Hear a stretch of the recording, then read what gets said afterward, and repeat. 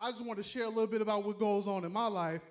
But the host for tonight, you've seen him on BET Comic View.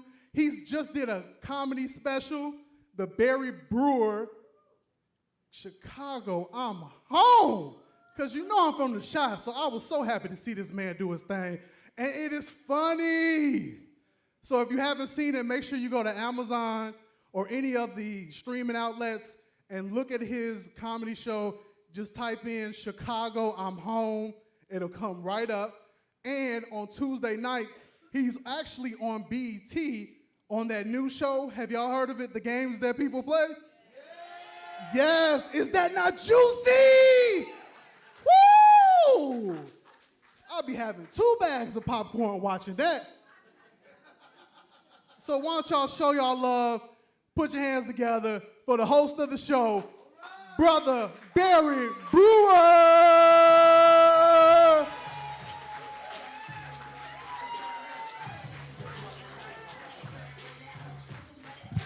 Hey, what's up? You ain't gonna clap your hands, ma'am? You pregnant, you can't clap? Can't put your hands around your baby? Just put them around. Oh, that's my song right there. Play it one more, play a little bit of it. They don't know nothing about it. Oh, no, cut it off, cut it off. Just cut it. Yeah, older people, they think it's real rap. They be like, that's the devil is busy playing real rap in here. So it's such a gospel rap. I know some of the older saints. I saw her look and she like, wake him up now, what? Wake him up. What's up? How you doing? Hey. This is really nice. Give it up for Tyson, man. Give it up for Tyson. Clap it up for Tyson from my hometown. Thank you, bro. We appreciate you greatly. Thank y'all so much for coming out to Calvary Comedy Show. Happy Mother's Day to all the mothers in the house. Clap it up for the mothers. Her the mothers. Yeah. Hey, mama. Clap it up. Hey, I see you. Got your Nike outfit on. She cool, dude. She like, I'm endorsed, you know. Nike sends me free stuff. Good to see you. I see you on the way. Was this your first one? Oh, happy Mother's Day. Do you still get the Mother's Day right now? Like, yeah, because of the contractions, you got that. You in there. I got you. Good to see y'all, man. Thank y'all so much for all the support and coming out, man. We really appreciate it. We're going to have a great show. I'm just monitoring the crowd, like checking y'all out. It's funny, so you can let that go. Like, I don't know if some people come to church shows, they're like, you know, it's going to be funny, so it's good. Y'all good? Because she wasn't clapping earlier. Who invited you out? You invited her out? Because she looked like one of those ones like church comedy. Oh, we going to see. She came out real judgmental, like where you from? You from here? Oh, it's here. Okay, I see what's going on. Okay. Little judgment. Is this your boy? Is your guy your boyfriend or husband? Okay, husband. I'm married, guys. He put a ring on. Okay, calm down. It's all right. Real feisty. Okay. Black women, y'all be on edge. How you doing? I'm fine, thank you. I'm good. Can't try to, and young women, y'all gotta stop thinking guys trying to talk to you. You can't speak to a girl without, she think you trying to get her. How you doing? I got a man, thank you. Yes, I got a man, thank you. I just wanted to ask you a question. I got a man.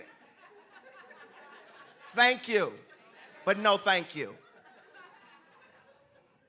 So I was just trying to see how much this number 3 was. You working here, ain't you? This is McDonald's. I was at a register. I was at McDonald's. This lady was acting stupid like she wasn't behind the register. I was like, you know what, ma'am, that's okay. So a dude was standing behind his register. I said, hey, bro, I don't know what's going on with your homegirl. Can I ask you a question? He's like, I got a man too, but I like your shirt. Your shirt cute, though. I like your shirt. It's really cute.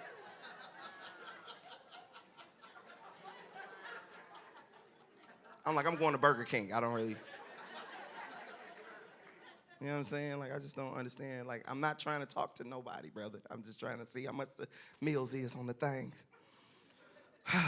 Dating is hard for people. I know y'all married. Any married people in the house? A few people. Happy. Pastor just got married. Congratulations. Yeah. Oh. I don't want to talk about it. He in the happy stage, so I ain't going to even say nothing about it.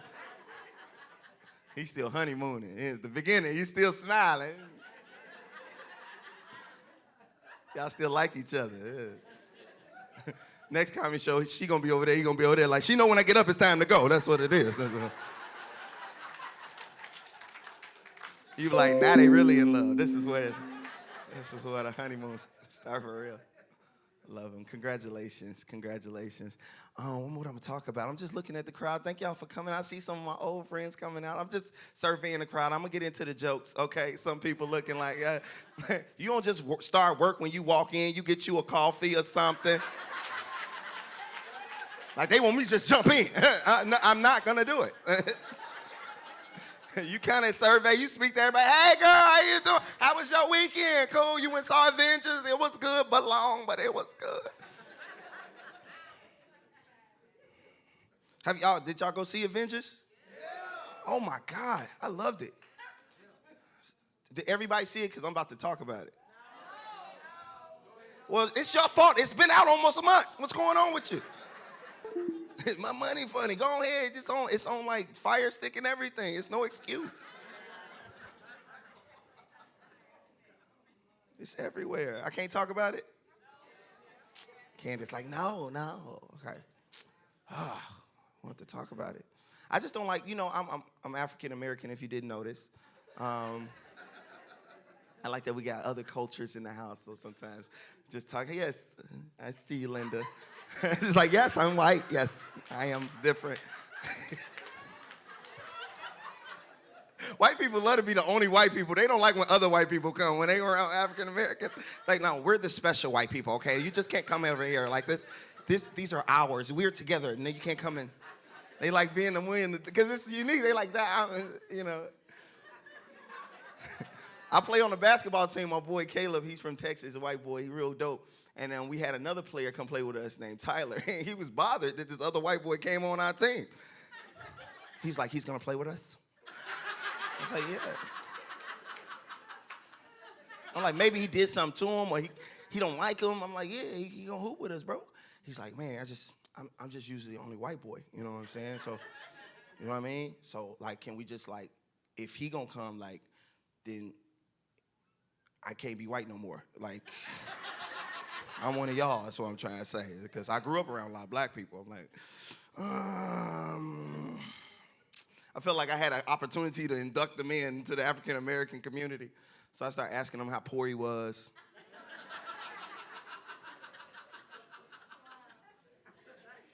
He's like, yeah, I grew up in a trailer, like, you know what I mean? He said he ate syrup sandwiches, he washed his clothes in the tub. I was like, you kind of black. Like, outside of the slavery thing, which is the big part, but, it's funny. I don't know, I'm just talking. How you doing? You good? Good to see you. That's your son, ain't it? Your son, thanks for coming out, man. Any other cultures in the house? See, what's your, in the LA hat, I want to shout out your ethnicity. Okay. And that equal Mexican, it looked like. It looked like an equal Mexican. He looks like he's Hispanic. I'm sorry. Do people think you're Hispanic? Yeah. That's all right, man. Black mixed with anything look good, so you good. Like, you ever notice that? Like, any culture mixed with black, they be cute. They be like, got some cute babies. And just put some black in it. Put some pepper in there. You good. It's going to taste good.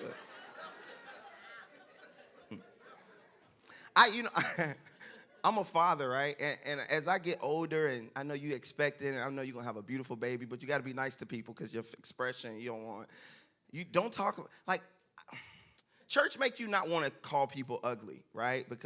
And God didn't make anything ugly, right? But there's some things God made that I don't think is cute. I don't know if that, I don't know. Like, I got to be real, though. You know what I mean? Like, don't work for me kind of thing.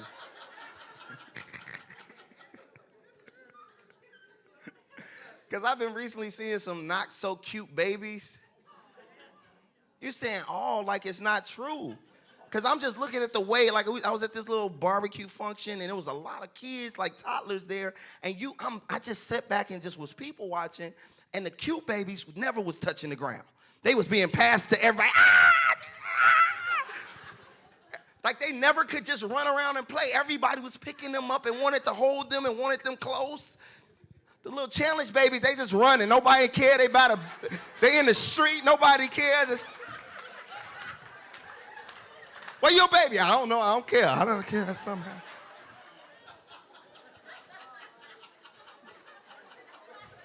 They get a challenge babies a little more freedom. Ain't nobody out in the front. He out in the front just walking. Why is he out here? He's 2. Challenge babies, they like more mature than all the other babies. They be talking, yeah, I'm just out here. My mama said she'll be out here in a minute. Like, you too. Yeah, my mama gave me a lot of responsibility since I was born, so I take care of the house when she gone, and I watch my little brothers. You too. Why are you talking to me? And you know what I've learned? You think that 2 beautiful people would have beautiful kids. You ever see it? Oh, my friends, oh my God. I hook my friends up, man, and they're very nice looking people, you know. And I feel like 2 beautiful people cancel each other out.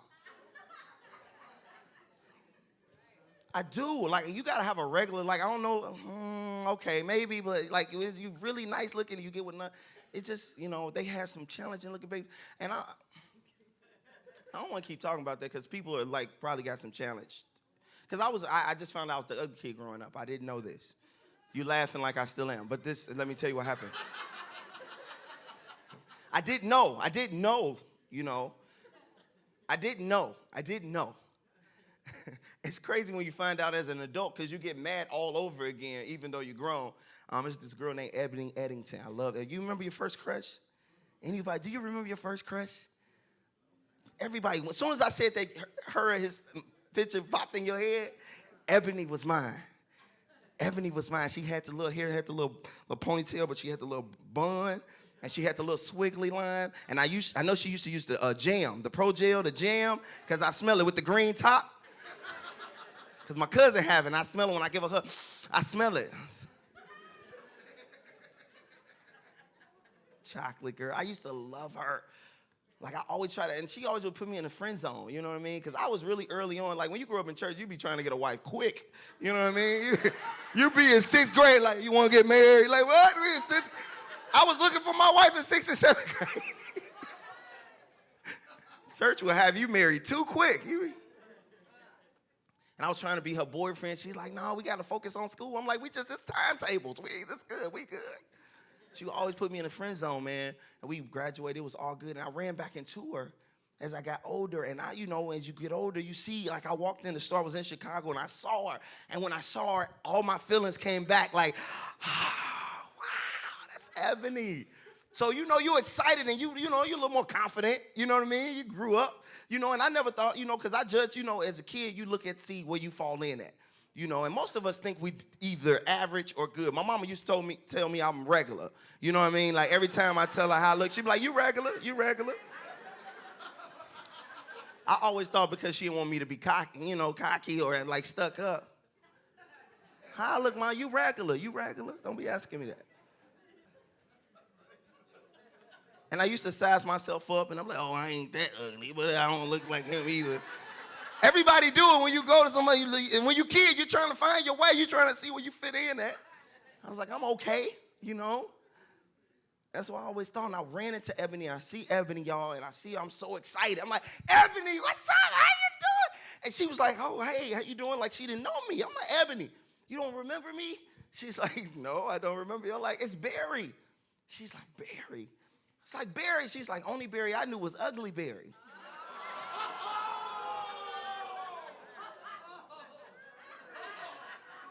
That don't move me because I don't know who he is.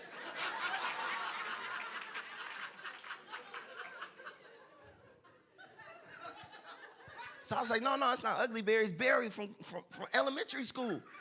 She's like, from Vernon Johns? I was like, yeah. She's like, oh, my God, Ugly Barry.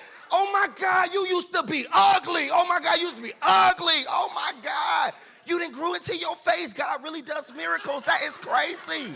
Oh my God, you remember Sheena? Sheena, come here. Ugly Barry is here. He didn't grow into his face. Oh my God, you used to be ugly. Oh my God.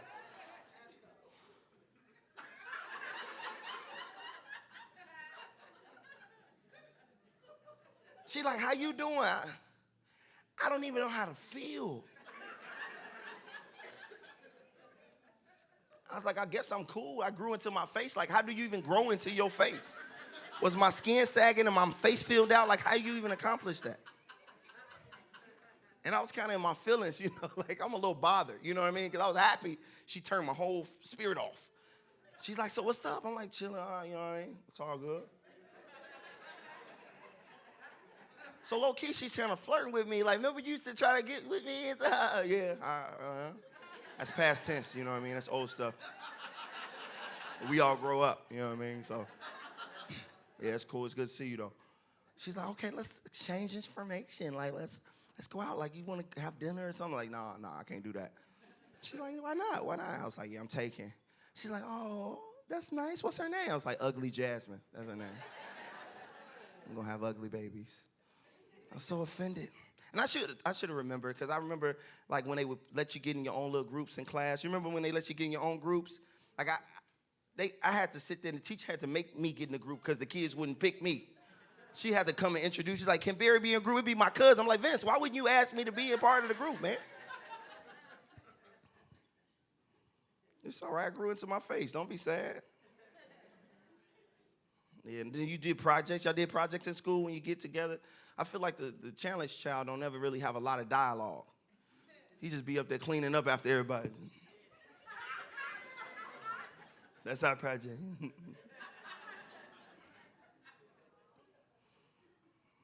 But you grow up. You grow up and you get better, because people's confidence be out the wall now. You know what I mean? Like, people be stuck up nowadays in the world. And I think it's good to be confident in how you look, but don't lose your way. You know what I mean? Like, some people just be thinking they all that. And you ever see somebody think they all that, and you be like, where? Like, why? Like, you ever want to pull out a mirror? Like, can you point out why you feel that way?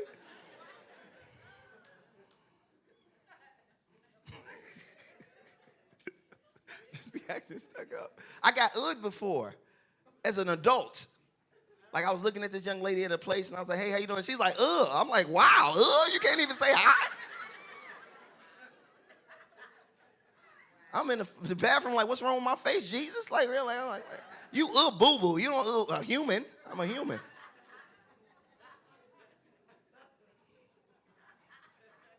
Anyway, I know I'm just talking. Y'all having a good time so far?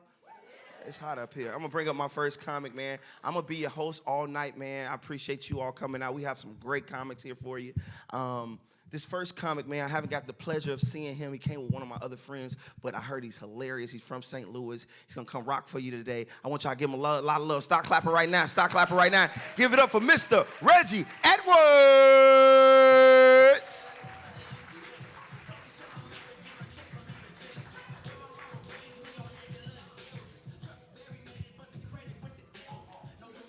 Go ahead, cut it, DJ. What's up? How y'all doing? I ain't been in church in a minute. Oh, man. I could go for some church music. Shackles off my feet so I could dance. You ain't got none of that, DJ? That's my type of gospel. All right. She taking over. She must be part of the choir, because she in here showing out. Nah, I'm happy to be here, though, y'all. This is my first time performing out in L.A. Yeah. Like my man said, I'm from St. Louis, but I moved to New York. I've been staying out there for 2 years. So yeah, took the plane out here. I'm enjoying my time out here, but I don't really like how I got here. I took Spirit Airlines. Yeah, that plane ain't even take off. He drove the whole way here. I say, man, what?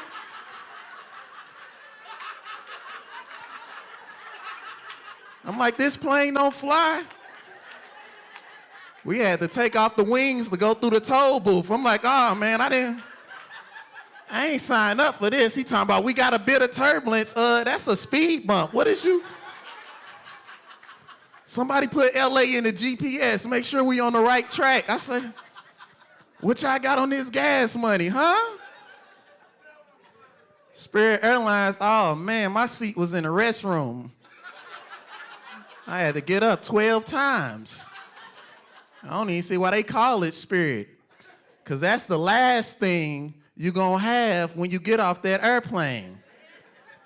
Only good thing about Spirit, you can get a whole ticket out the country for $1. But you got to take out a title loan to get a bag on there. I just showed up to the airport with all my clothes on me. I got 12 shirts, 8 pair of pants, 3 pair of shoes. Like, nah, I don't need no bag. I got all my articles on me. They was mad at me at the metal detector. I'm like, man, I got 4 more shirts up out of this one.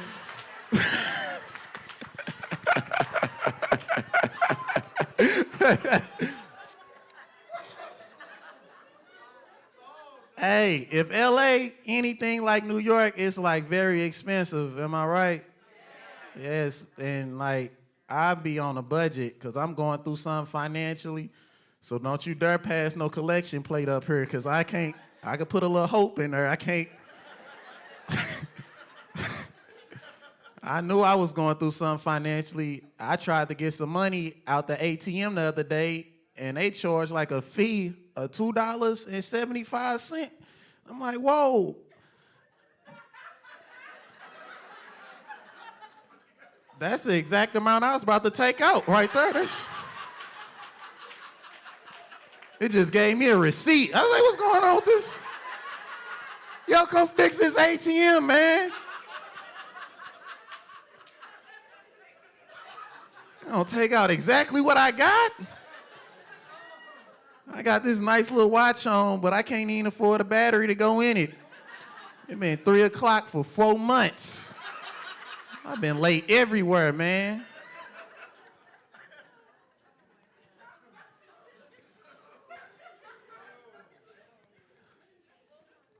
Before I moved from St. Louis, my dog died. Yeah, I had to get her put to sleep, euthanized. That's a fancy name for murder. It was sad. I took her to the Humane Society, AKA the death chamber. I had her see the vet.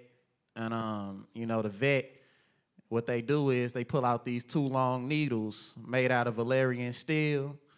And it got some type of fluid in there. It looked like Kool-Aid. And he just injected the fluid in my dog until she passed away. And he's like, man, I'm really sorry for your loss. That'd be $60. I'm like, man, is you a vet or a hitman? Like, what? You just assassinated my dog. And I don't even feel right him charging me for something I could have did myself. A brick would have did the same thing. I probably would have had to use the brick twice, but I could have euthanized my dog with a brick. That's all I'm saying.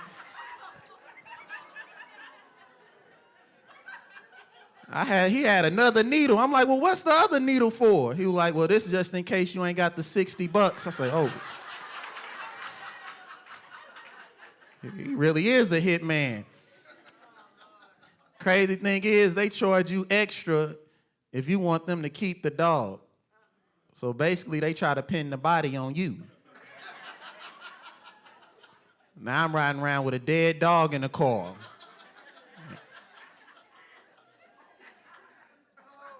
And I'm scared. Because what if I got pulled over by the cops? And he was white. Nah, you know how much white people love dogs. Oh my gosh! Am I lying? Look how she laughing. Look how she laughed. She would have had a heart attack if she would have seen a dead dog in the car. White people dogs don't even die. They dog be alive for a whole eternity. As soon as the back legs go out, what they do? Get in a whole wheelchair, robotic arm. Look at him. He's just so happy with his new legs. He's 85 in human years, and he's just ain't even no dog no more. That's a cyborg. You got a robot walking around your house. Dog don't even bark no more. Once your dog stop going earth, it's time to put it in the earth. Let it go.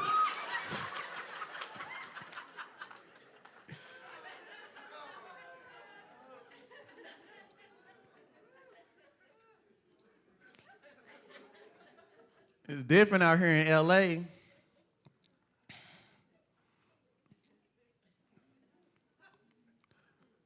I'm having a tough time though out in New York though, because I had a cooler job as an Uber driver. Uber's all right. Only thing I really like about it, the passengers get to rate you 1 to 5 stars. I don't feel like that's fair to the driver. 'Cause all I'm saying is, if you arrive alive, I need that 5. What you mean? If you die, you can give me whatever you want. But if you arrive alive, I need that 5. I'll be honest with y'all though. My rating is kind of low. I be kind of high when I be taking some of them passengers home. I know. I done drove to my house. I forgot the dude was in the back seat. I say, man, where you come from, man? I'm like, what is you doing in my car? Just take what you need, please. Let me go. Don't. Crazy part is, he was high too. He thought I kidnapped him. Help! Let me out of this Toyota. Who dog is this?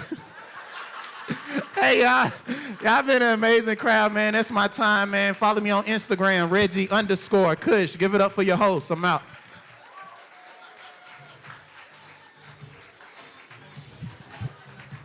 He did. That's your song? Y'all give it up for Reggie Edwards. Clap it up for him. Just want to praise you.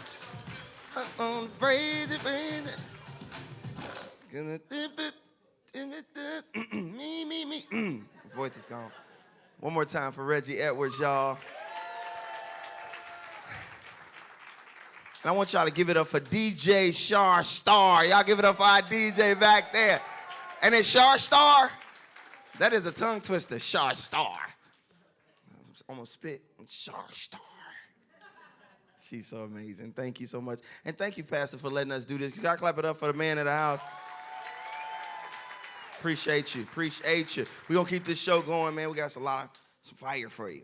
So this is my friend, man. He Minnesota by way of Sacramento, man. He's here now, good friend, man. I go down to Sacramento and used to do shows. He just recently moved up here, so I want him to come bless us for a moment. I want y'all to give him a lot of love. Start clapping. Give it up for Mr. Andre Bailey.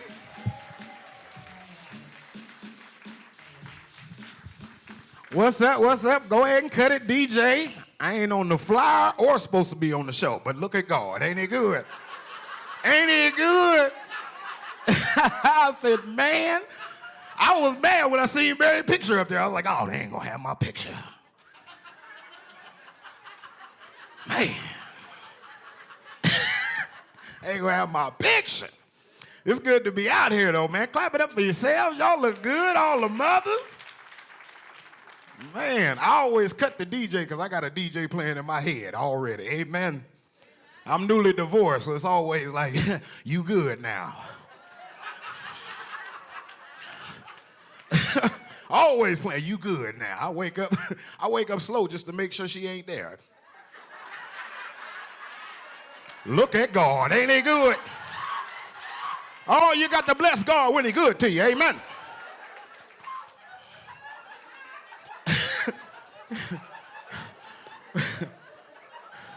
I love married couples, man, because I'm going to do it again. I ain't no quitter. No quitter. But you got to do it right, man. You got to do it right. I love being newly divorced because I feel like I did it the right way, amen. I went to church. My man of God was up there preaching. He said, there's an anointing in here. There's something in your house holding you back. You come to the altar and you pray that thing out. Y'all, I ran to the altar. I said, Father, if there's anything holding me back, you take it out and you take it out now. 2 weeks later, my wife was gone. I said, look at God. Oh, he don't come when you want to, but it's always on time. Amen. I've been in church every Sunday since. Like, Father, what do you want me to do with them kids? Oh, don't stop talking now, Father. I'm obedient in Jesus' name.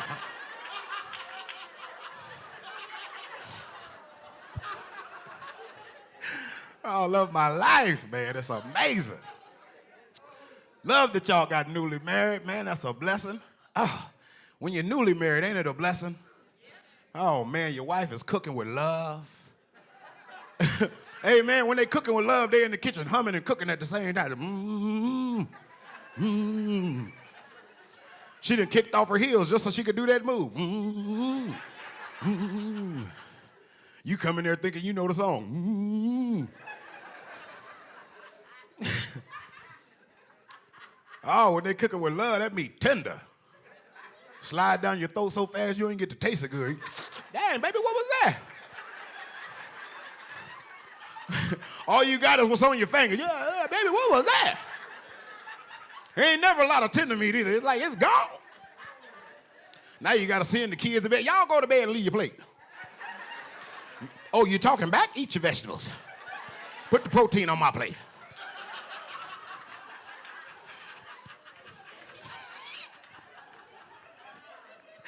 I'm going to tell you, I should have known my wife was leaving. Oh, man, because when they ain't cooking with love, they cooking with hate. Oh, that's different meat, man. That meat go from tender to tough. I don't know. You ever have some tough meat? You just chew all day long. You don't even know why you chewing, man. You done chew so long, you think it's gone. You're like, having conversations with people, man, how you doing, man? I'm out here at the little church and get so comfortable, think you could blow a beef bubble. I'm sorry. That is tri-tip. I am sorry. I am so sorry.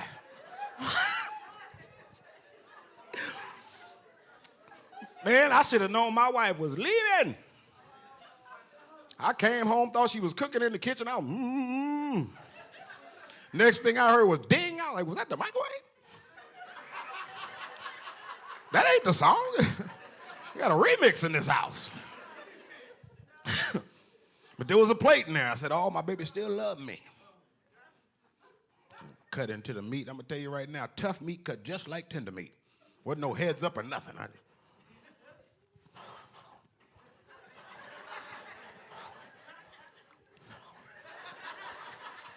And you know, after a while, you start talking to yourself. Like, I know I'm supposed to chew 40 times, but 37? 38? You ever chew so long your jaws got tired? I had to pull the meat out. I had to let my jaws breathe. I was like, oh, Lord, what are we eating, boy? My jaw had popped out of place. I had it in there, so I looked like Bobby Brown. I was like, oh, baby! Baby! I'm trying to push my jaw in, it kept popping out. I'm like, oh, no! People gonna think I'm on that stuff.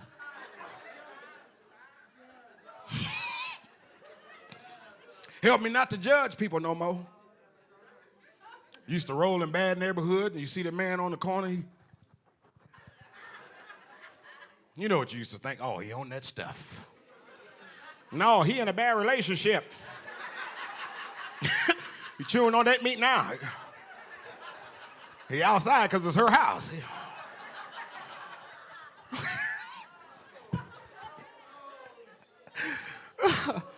Oh, I love being at church, man. I'm telling you, I'm one of them people that was happy when they said, let us go into the house of the Lord. Amen. Because a lot of times they shooting outside, and it's a good place to be. Man, you just got to be careful, you know what I'm saying? Because my favorite Sunday is Communion Sunday. Anybody else? That's my favorite Sunday, because that's where you get to drink wine and remembrance of Jesus.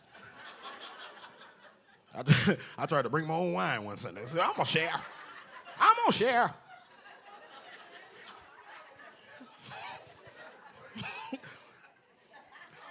Deacon tried to bring a big glass. I'm like, you know they're supposed to be the little cup.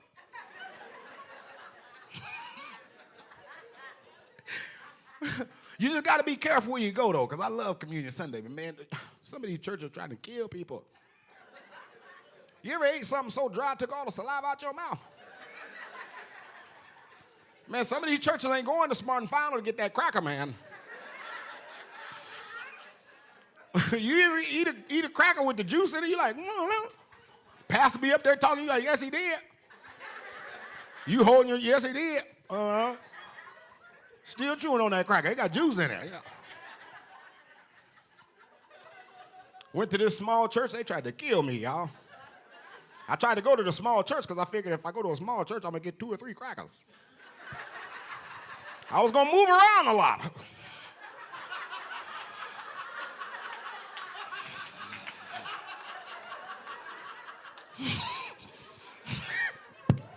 They was going to be tripping, too. We gave out 32 crackers. It was only $7 in the offering, though.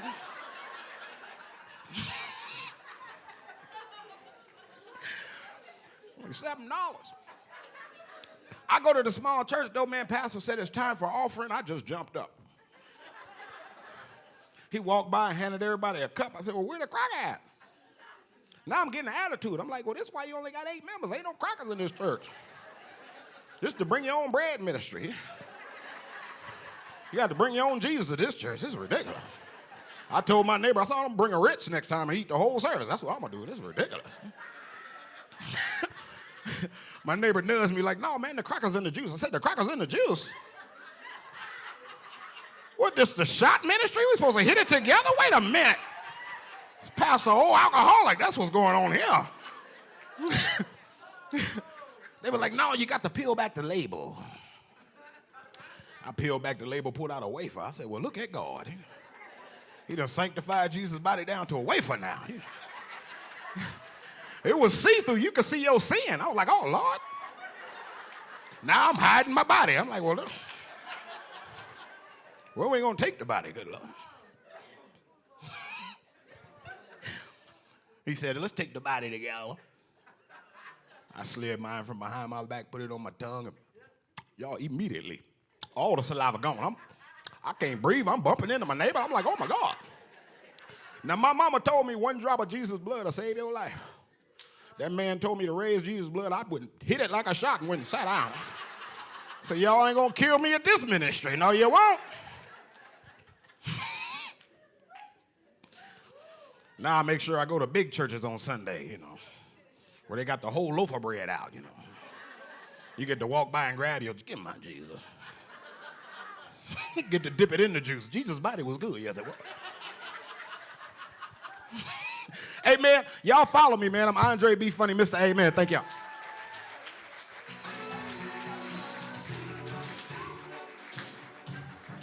Y'all keep it going for Andre Bailey. Hey, okay, DJs. Well, I don't know what that is. It sounds like old school. I don't know. With them drums. What was that? You know, I know Pastor know all the old school songs. Who is that? Cameo? Okay. Why you mad at me because I don't know it? I don't. Cameo. People get mad when you don't know songs. I didn't listen to a lot of songs. I grew up in the holiness church. Couldn't listen to that worldly music. You was worldly. I was in church. Anybody grew up in a holiness church? Oh, it was hard to love Jesus in the holiness church. You got to be perfect. Everybody in my church got married early. I was telling y'all, everybody got married early. I don't think that's good because all of them not married to that person they got married to. I was talking to one of my bros that grew up with me. I was like, they still doing that? He's like, yeah. I was like, it's not working. Everybody's not with them. It's weird. I grew up with you Terry service. Y'all been to Terry service? Terry service. Some of y'all know Linda, you don't know what Terry service is? Ooh, Linda, we're going to do a Terry service just for you. Now, Terry service is when they bring you to the altar, right? It's an all-day thing. You put your hands up. They give you a coach. They assign you with a coach at my church. Coach is the person that's going to help you get saved and help you get the Holy Ghost. They're going to spit in your face for about 2-3 hours. Thank you, Jesus. Thank you, thank you, thank you. You got to say it real fast.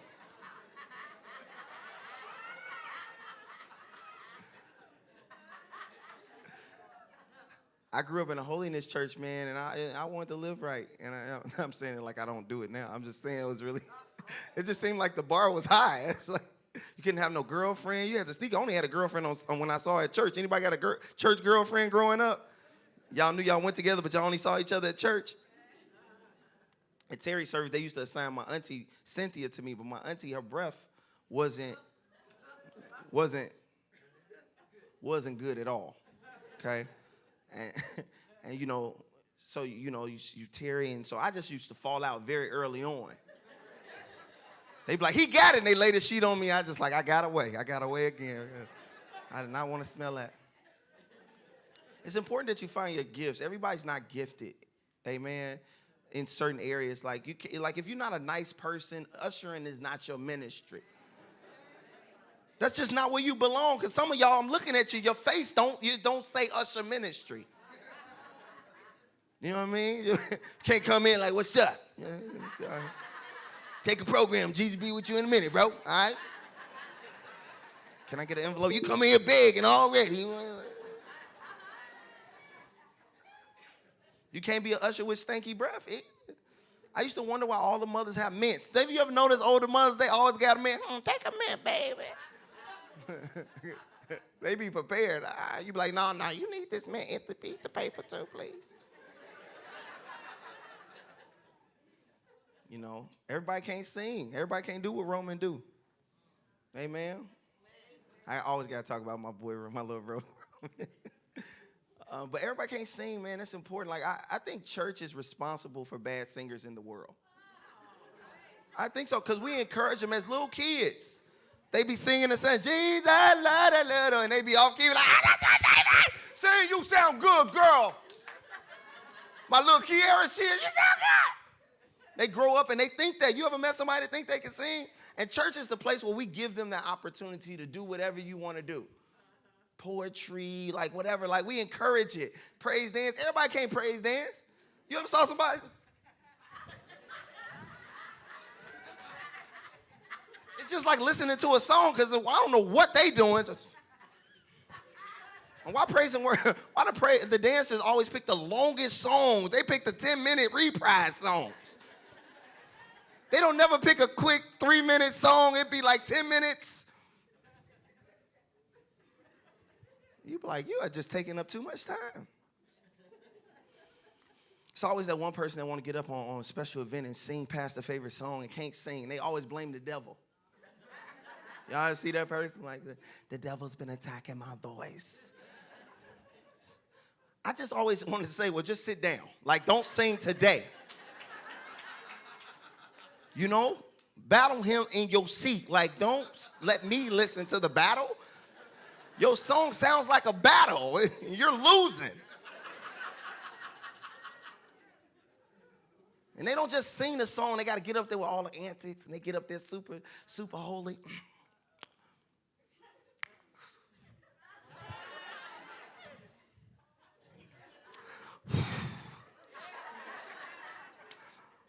Because he been that good to me. He be like, bro, just.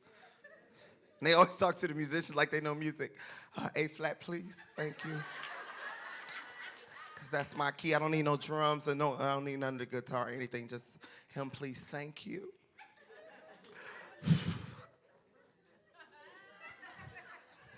Because you don't know. We don't know. You didn't tell us. We don't know. We don't. And you be trying to get with it because you in church. You're like, all right, because you don't, church and people be sincere, so you don't want to be like not judgmental. You want to try to support as much as you can, but they be draining it like, okay now, like, come on.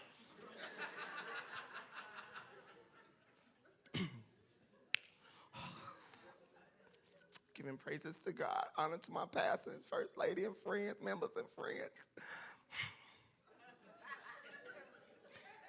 And I be mad because he said sing. Nobody, this ain't testimony service. I've been going through this week.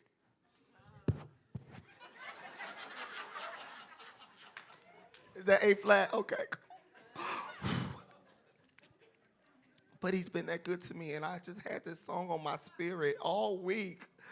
It's just been in my spirit. You know how you just walk in, it's in your spirit. So I'm going to sing. What song was it? What was this song?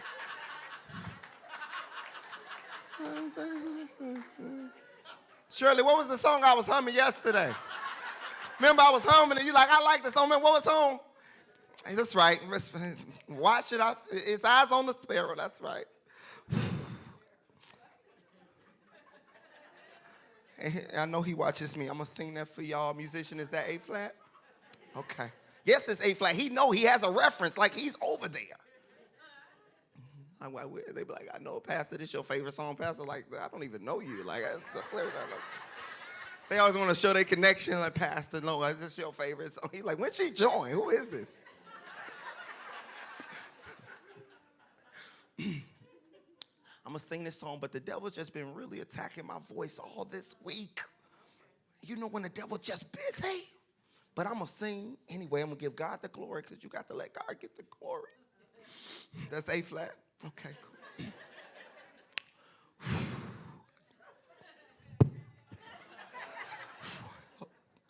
What? Take me down a key, musician. I think it's you.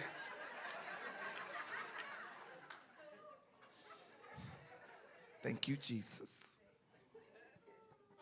And you listen to that horrific song. I don't know, man. I just say, find your calling. Everybody's gifted in different things. Find your calling, amen? Find your calling. Yeah, and it's so, I don't know. I think people think it's mean when you tell people they're not good at something. That's hard to tell people at church that they're not good at something. You know what I mean? You ever hear, like, I think Roman has a tough job. You know what I mean? Because when people want to join the choir, you can't tell them they can't come. You know what I mean? Like when a person's sitting there singing, they're like, you push them way behind the back. You stand way back there, please. They back here. All right. People going to be looking at who's further from the mic Sunday. And the person standing further from the mic like, is it me? Is it me?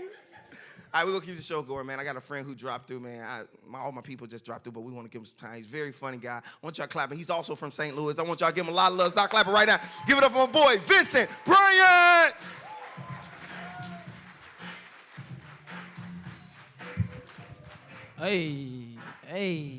Hey, cut it, DJ. What's going on? How y'all doing? What's happening? What's the name of this church? It's Calvary Baptist Church. It's nice. It's pool. Y'all need to clean this tub just a little bit. What's the requirement before you get baptized? You tell people, hey, did you shower this week, Sherry? Because last time, you know. Amen. We in the hood. Is this the hood? I feel like the hood. I live in North Hollywood. I'm not from here. Is this the hood, though? Are we close to the hood? I feel it just a little bit. Not a lot, just a little bit. This ain't it? Nah, what's this? What's this here? Hawthorne? Oh, this is where the black folk with money be at. Oh. Nah. What's going on? If it ain't the hood, you ain't got no money, something going on. Well, y'all in the middle, you're like, yeah, I'm about 2 checks away from being broke. Is that what it is? That's 2 checks. All right, these are working class people. These people got to get up, cut up all that noise. We work in this house. That's what this is? Okay, cool. I like it. Some of y'all from the hood. I'm from the hood. I tell girls that, they be like, oh, you so tough. I be like, yeah, I'm from the hood, but I ain't go outside. What? I had allergies. I can't go out there like that. I want to join the gang so bad. They was like, nah, you can't do it. Like, why? I want to fight. I got knuckles. I can do it. But they made sense. You can't run up on nobody. Hey!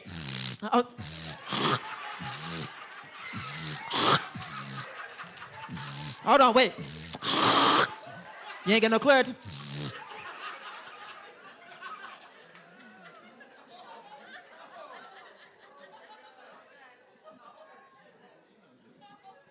You go back in the house, your eyes all red. Baby, what happened? Pollen happened. You know, I'm sick.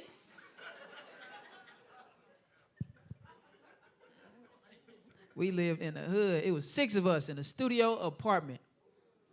Yeah. It was kind of cool, the 6 of us, yeah. No bedrooms, just, you know, we was close. 6. Yes, ma'am. 6. Yes, ma'am. 6 people. One little space. It was kind of cool being broke growing up because the punishments was lit. It's like, what you gonna do? Take more or nothing? We broke. And then she'd try to punish us, but we all, like, she could never tell it, like, go to your room. I was like, well, you know.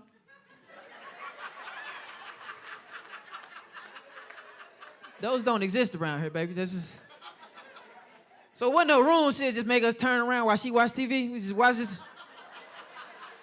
I seen this episode of Mama. She gonna die. I seen that, just...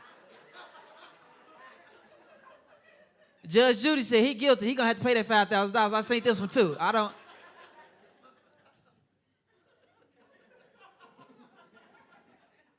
My mother is an ordained minister. Kind of cool, yeah. But that's yeah. She got her life right. She addicted to drugs for a little bit. Her brother's still on it. My favorite uncle. 30 years, he a vet.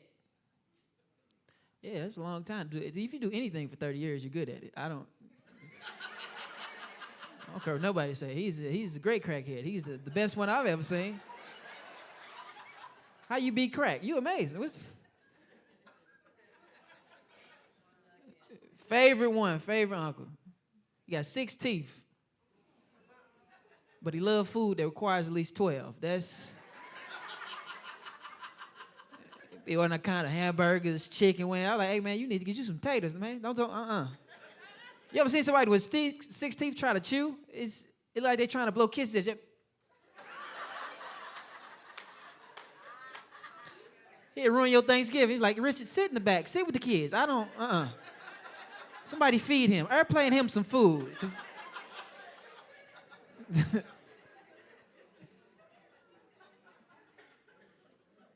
Favorite uncle. Always hollering. Hey, what's going on? Like, hey, you hollering, Richard? You need to work on your inside voice. My bad. I was like, you still hollering? It's like, you need to work on your inside voice. He said, why do I have to work on my inside voice and I live outside? I said, ooh, that's a good question, Richard. Can I have a little bit of what you have? And ordained minister. I lived with my mom and my dad just at separate times. Best way I can describe my childhood, I was like a hot potato. It's like, you get him, I get him, you get him, I get him. My dad was a disciplinarian. That's what he was. And not so much strict and whooping. What's worse for me was the questioning. You know, who question their kids before they whoop them? Who do that? That's not cool. Just whoop them. Because that's the worst part. Answer a question. What you do today? We was,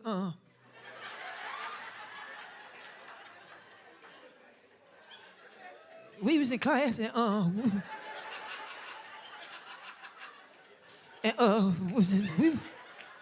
we was talking and she was like, be quiet, and I was like, no.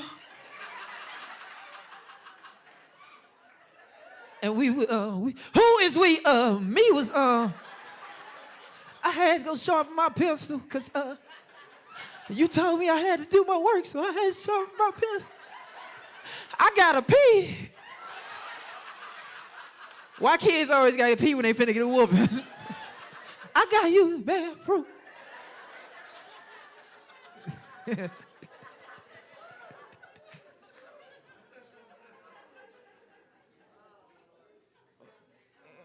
Daddy was mean daddy. Never seen him cry. I'll take that back. I seen him cry one time. We was going left just at the corner store. You know, he used to smoke cigarettes a lot. He used to smoke them right before he questioned me too. Like, just sitting in the door. Why'd you do that? We just left the corner store, and I had got me some little candy cigarettes because I wanted to be just like him. And the cops pulled him over, and slammed him on the hood of the car. He started crying. He got back in the car, and he was trying to explain to what happened. I pulled out my candy cigarette, and I was like, so what happened? We was speeding. I was like, who is we? Me was speeding. Down the street, and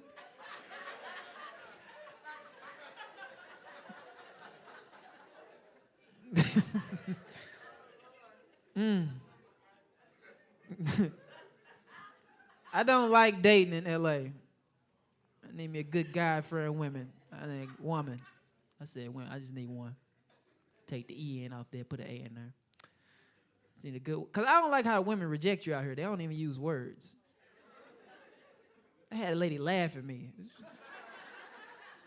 Hey, how you doing, sweetheart? What's going on with you? Hold on, what? Excuse me?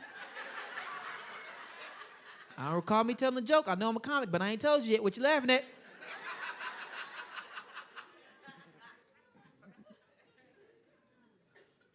My last relationship, I was dating a woman that was older than me. She's 37, I'm 28. Yeah, it's a good space. I didn't know how old she was until she told me to go to the store for her. She said, baby, go fetch me some snacks. I said, fetch? All right, cool. What you want, some hot Cheetos, some gummy worms? She's like, no. Bring me back some Boston baked beans. I was like, ugh, how old are you? Who?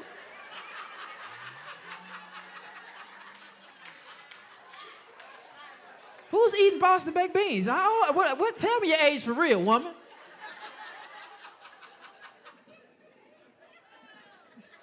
Boston is a racist place and baked beans are disgusting. Why is that a candy? Why do your candy have peanuts on the inside? I don't like that.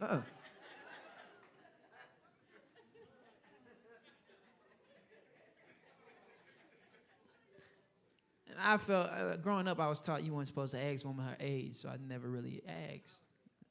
Because it's rude, I guess. But I figured out a method to learn how old women are, you know.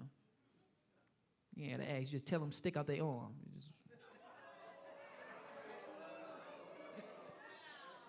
That's the first thing, I call it little calf muscle. I like it, it's just, you know. You know, a little extra little piece right there, that's what I call it. I like that little extra piece. When you get a hug, you feel like somebody tap you on your back. Who in her? What?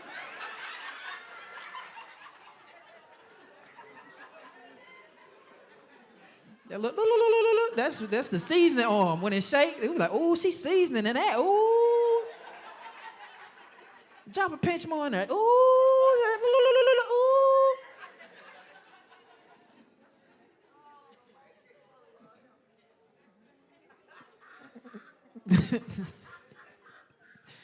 All right, y'all. Y'all been fun. I gotta go. I've been Vincent Brown. You've been a wonderful audience. Good night. God bless.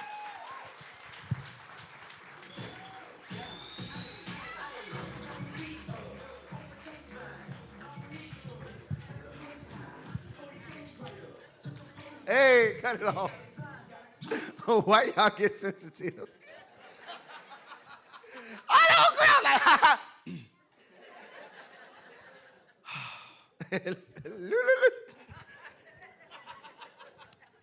Well, y'all should see yourselves. I like that part of the arm. Y'all really ain't messing with it. Y'all still looking like it. Look. I love that part of the arm. I was grab my wife. She's like, stop, I don't like that. I married you. I like it. Let me touch it. Look at, I like that part of the arm. I do. It's something about it. I like it. I know y'all don't like everybody. I don't touch it. I don't like it. But well, go to the gym if you like it. I like it. I keep it on there. Think wherever you are, whoever you are, whatever your body, like be happy where you are. You know what I mean? You're beautiful. Stop being so self-conscious. Just the reason why you didn't want to laugh, because you're self-conscious about it. You know what I mean? Like you don't want to accept that it's you and it's beautiful. Especially when you got a man. You know what I mean? Like he obviously like it. Unless he walking around like, ooh, I don't want to touch that. Ooh, get that away from me. Here you come, oh, let me go high. Vince, why that sound like the Native American, what? That's hilarious. No, I really want y'all to be like more, you know what's sad? That society has made you feel self-conscious about your body, right? Like the heavier women, like y'all like so self-conscious. You go over to Jamaica, you're Beyonce. The heavier women are like the Beyoncés over in the islands. Like they love, like when they see a skinny girl, they be like, ugh. Because that stands for like sick. When they see you skinny, like you must got a disease. You know what I mean? So you can see how the place and where you are is more representative. I'm sitting here preaching. No, like where you are is kind of influencing your perspective on how you look. Like, so stop that. Look, just be excited about it. It don't matter.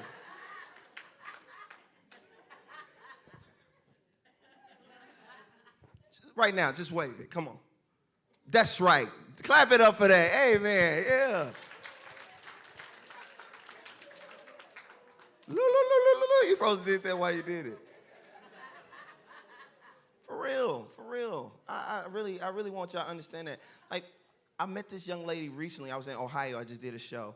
And she didn't want to take a picture, so her family wanted to take a picture with me. And I was like, come on. She's like, no. So I thought she was just being, like, stuck up or something. And then after I said, why you want to take a picture? She's like, I don't like how I look. And it made me so sad. I'm like, what? And she was beautiful. Voluptuous, heavy-set girl, but just pretty. And I'm like, what you mean you don't like the way you look? You're really pretty. I mean, she was really pretty, like pretty. You know what I mean? Beautiful eyes, face structure, just beautiful. I'm like, what you mean? Like, I'm confused. She's like, I just don't like how I look. Like she's just like kind of like was uncomfortable to even say it. I was like, do you know you're beautiful? Like, look at you. I'm like, and I don't know where this mentality that weight equals like not attractive. Those are two different things. You know what I mean? Don't think because you heavy set or you got weight on you that you're not beautiful. That's not true. I just hope you know that.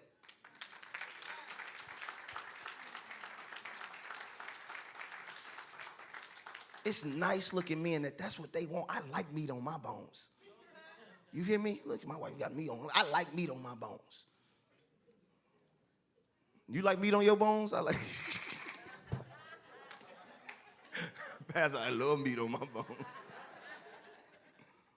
Okay, it wasn't no joke. I just had to talk about that. All right, I'll bring my boy up. I want to do this real quick before I bring my boy up. I'm going to bring it back to comedy. What I'm learning with the young men, older men have game that we don't have.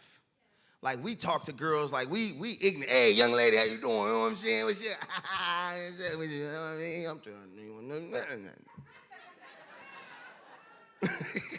Young men, hey, how you doing? Beautiful. Hey, beautiful, how you doing?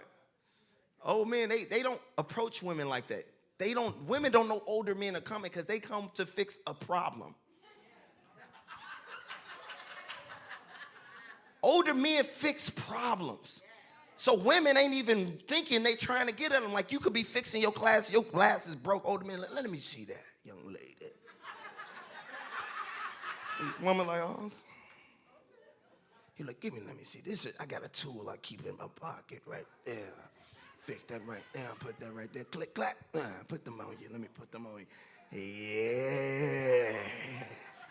Now you're beautiful. Yeah. My name Winston. How you doing? Yeah, take my card. Older men got cards. Take my card. Call me if you need something. He's like, okay, I will call you. They always got cards. They don't have nothing to do. Take my card. Aren't you retired? Take my card. You look at his card, retired Winston. Y'all ready to keep this show going? Hey, this is my friend, man. I've been knowing him since he was 13 years old. I think he's like, man, I don't know how old he is. He's probably going to tell you. His father's a monster, a giant in the comedy games from New York. He lives here now. He's been on Who's Got Jokes. They tour everywhere. You're going to love him. He's here for you today. I want y'all to give him a lot of love. Start clapping right now. Start clapping right now. Give it up for my boy, Mr. Isiah Kelly.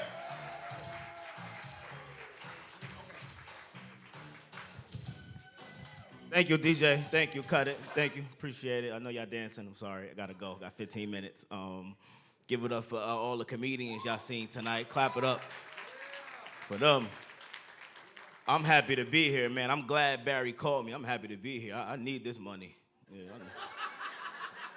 I ain't going to lie. I need this money. I'm tired of being broke. This is my last year being broke. I'm sorry. Yeah, I'm going to put it into the universe. This is my last year.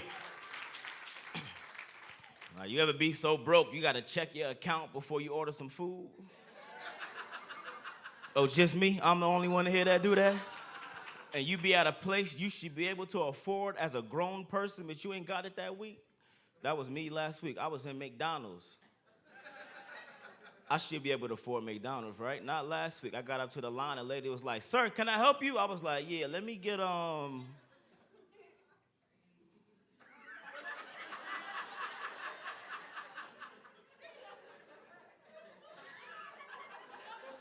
Did they change the menu in here? Let me get the McChicken. That's $119 right there. That's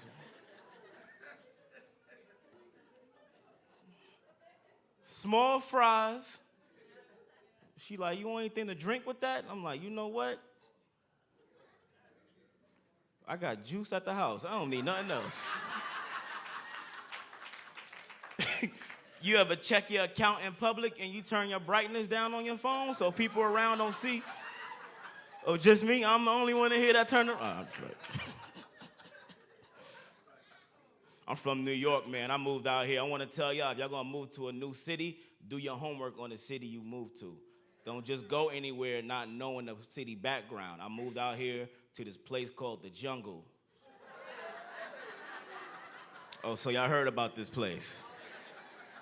Yeah, gang members. I don't know if there's any gang members in here or ex-gang members. I gotta say this to y'all. Y'all ask a lot of questions. Confusing questions. Just get to the point. What you want from me, right? I'm walking in the jungles. They walk up to me like, "Hey, what's up, blood?" I was like, "What's up, bro?" He was like, "Hey, where you from, blood?" I was like, "I'm from New York." Then he confused me. He said, "New York what?" I was like, "City. I don't know. You tell me where I'm from." They gave me a hood name. They call me Fat Blood now.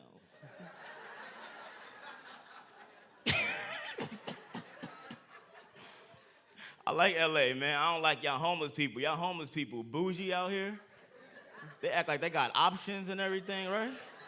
I went to go feed the homeless on Thanksgiving. I give him a plate of food. He gonna look at me and go, "Hey, homie, who made this potato salad?" I said, "My man, you homeless." He said, "Yeah, I don't eat everybody's stuff, though." I was like, "Well, give it here. I'll take it back." I'm glad y'all laughing, man. Get your laughs in, man. Tomorrow is not promised. Laugh tonight. Tomorrow is not promised. Before you go off this earth, black people, get you some white friends. Get you some white friends, black people. These people, get you some white friends. I'm going to tell you why. What's normal to white people ain't normal to black people, right? Like in certain situations, white people are nice about everything when black people are disrespectful about it. Simple things. You can lose weight around white people. Yeah? And what they do, they compliment you, tell you look good, keep up the great work. We're rooting for you, right? You ever lose weight around black people? Right? Rumors start getting spread, right? They be like, "Yeah, I think he's sick right there. Yeah, I think he on that stuff right there. Yeah. You cough one time. Look. I told you he on that stuff. Look at him coughing. Look. You can go out to eat with white people. And at the end of the night, the waiter or the waitress come to the table and they're going to ask, "Is this together or is this separate?" White people get offended by that question. Are you kidding me? This is on one check. I need to see the manager.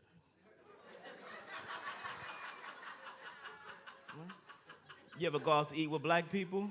Right? We don't care if it's 70 people at our table. You better bring 70 separate checks, right? Right? Black people be at the table, we take the flashlight with the calculator on, like, hold on. Nah. Then there's always that one person at the table, they say something stupid. "Well, if we all put in $35, right, it'll cover the whole tab." And you be sitting in there like, $35? I had some chicken tenders and a lemonade. My bill was $9.99. They ordered beans, greens, potatoes, tomatoes, yam, ham, you name it. I wish I would.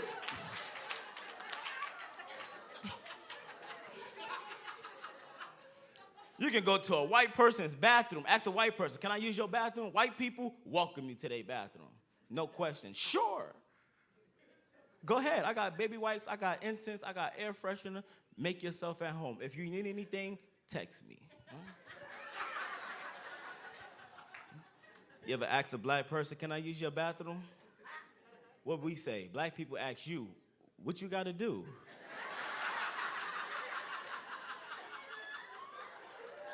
And, right? And you be like, I gotta go, I gotta boo-boo. You can't boo-boo in here. I just bought this toilet. How you just bought a toilet, son? You can fall around white people. You ever fell around white people before? What they do? Help you out. Are you okay?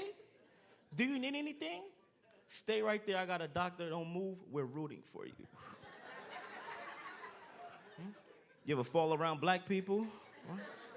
For some reason, it's a joke when somebody fall, right? We could all be leaving the church tonight. Somebody could fall off the roof. Bam! Oh, snap. Hey, yo, look at this dummy right here. Look. Yeah, I think he just died, son. Look.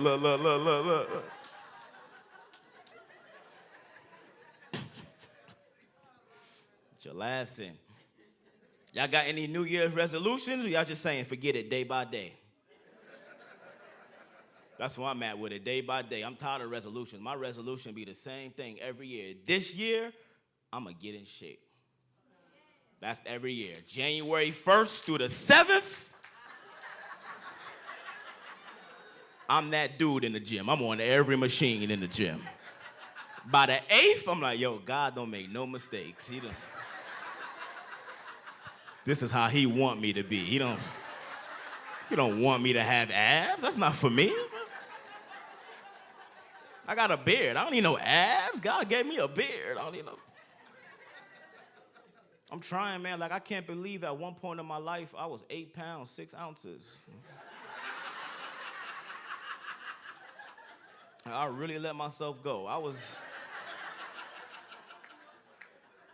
I said, you know what? This year, I'm going to get me a trainer. Any personal trainers in here? Good. I hate trainers, man. You ever get a trainer at the gym? The trainer want to do too much on the first day, right? And you be looking at them like, my man, take your time. We got 13 sessions, right? The trainer gonna look at me the first day, he gonna say, yeah, we gonna start you off with 1,000 sit-ups.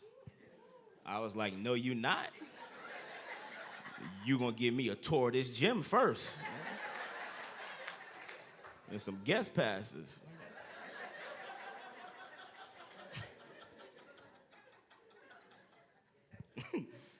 For real, man. Celebrate. I'm 27 now. I've known Barry since I was like 13, man. I'm 27 now. I just moved out my mom's crib finally. Clap it up for me, man. I finally got out of there, man. That's right. Live with my grandmother now. Yeah, I done upgraded. Yeah, we doing it big over there. I love my grandmother, man. My grandmother just turned 97 a couple weeks ago. Yeah, man. God bless her. She, her and this dude broke up last week. Yeah, some dude left her. I call her in New York. She crying over this dude, talking about, baby, these men are trash out here. I said, what happened, Grandma? She was like, so you know, I've been messing with Willie Earl since 1972. And today he had the nerve to tell me he can't see me no more. Come to find out, he really couldn't see her no more. So I found out what happened. I was like, Grandma, calm down. Willie Earl got cataracts. She was like, oh, so you know this chick name now?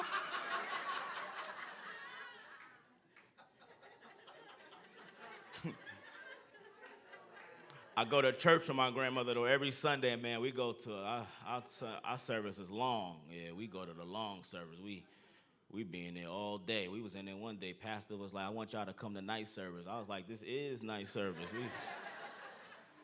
If you like going to church, clap it up. If you like going to church, clap it up. That's right. Look at your neighbor and say, "Neighbor." I always wanted to do that. I feel powerful now. Open your Bibles to the book of Isaiah. When you find it, say amen. I like church, man. I don't like funerals. It's not because of death. I stay away from the black funerals. Yeah, you guys have been to a black funeral? They're long, right? Yes, they're long. Yeah. Do you know why they're long?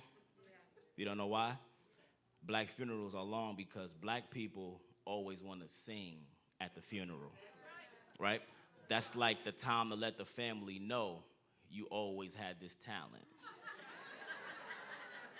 And a funeral is the perfect place to showcase what you got. Nothing wrong with singing, right? Nothing wrong with singing, but we get up there and start singing songs that ain't got nothing to do with church.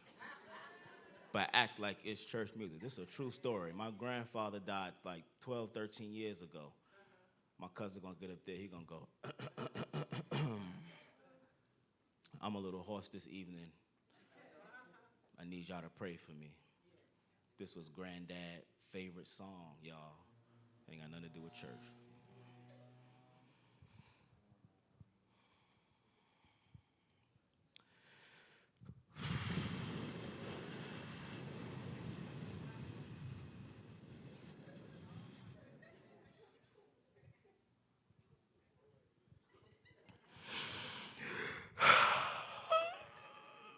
Somebody yelled out, "Take your time, baby, take your time. Let them use you, let them use you."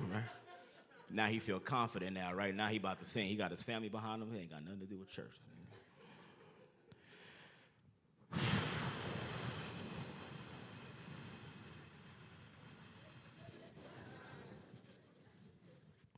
Danger! Get on the floor. Granddad right here. Sing it. The whole church like, I know he not singing mystical. The choir started singing, "Been so long." Sing it. "He's been on, so please show me." I caught the Holy Ghost. I was like, the building ain't big enough. Some of y'all know that song. Okay, good. That's a true story, man. I almost didn't want to do that joke here. I was like, they ain't gonna like this one. Yeah. Y'all like that one? I'm gonna do this one then. I'm just playing. She looking at me. You bet not. She pointed her cane at me. You bet not do another mystical joke.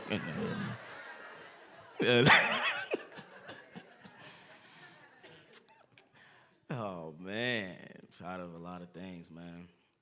I'm tired of text messaging. I think that texting is the laziest form of communication nowadays, right? Because people don't know how to text no more, right? You ever have somebody text you to call them? Right? Ain't this the dumbest text in the world? Call me. You call me. You wasting time. You ever be in an argument on a text? It be the easiest word, but you can't spell it. You don't want to use spell check because you grown, you graduated from SMC, so you should know how to spell this word. But you ain't see it in like 10 years. I'm arguing with this chick one day. I'm like, yo, you know what? I don't appreciate.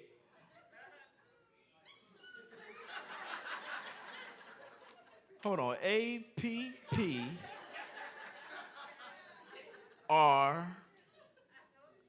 She.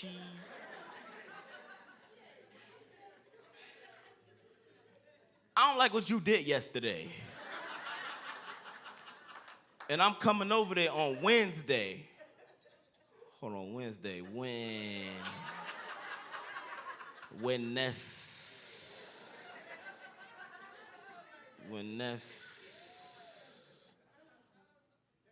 on hump day, I'll be over to get the rest of my stuff out the house.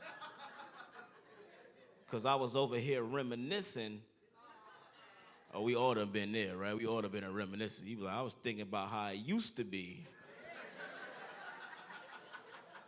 You can say anything on the text as long as you put what at the text? LOL, right? You can say anything. You end it with LOL, you can say anything. I text my pops in church on Easter. I was like, Dad, I know we in church. Oh, your breath stink. LOL. He texts me right back, forget you. That's why I'm not your real father. I was like, what a LOL at?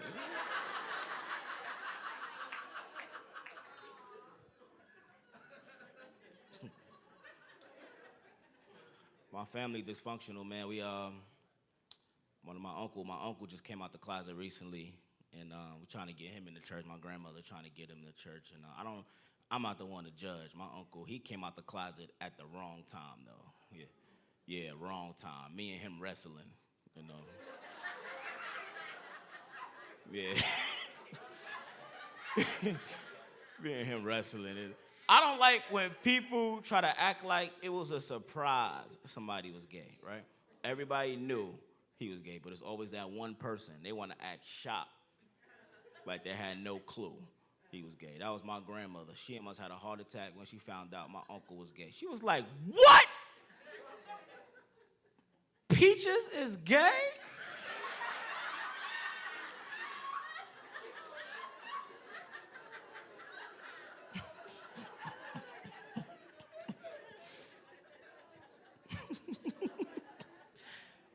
Yes, Peaches is gay, grandma.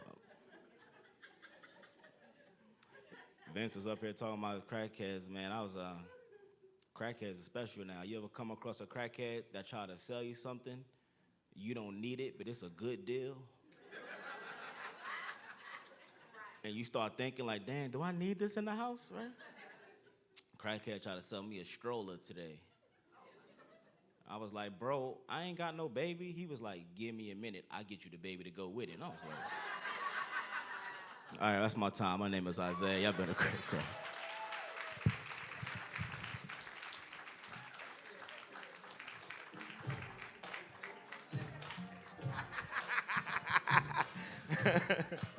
Cut it off. One more time for Isiah Kelly. Y'all enjoying yourself? You enjoying yourself? It's going good? Yes. Good, Jolly, it's good. Yes, it's good. I'm enjoying it. Give it up for Tyson. This is so nice. It looks so beautiful. Don't you agree?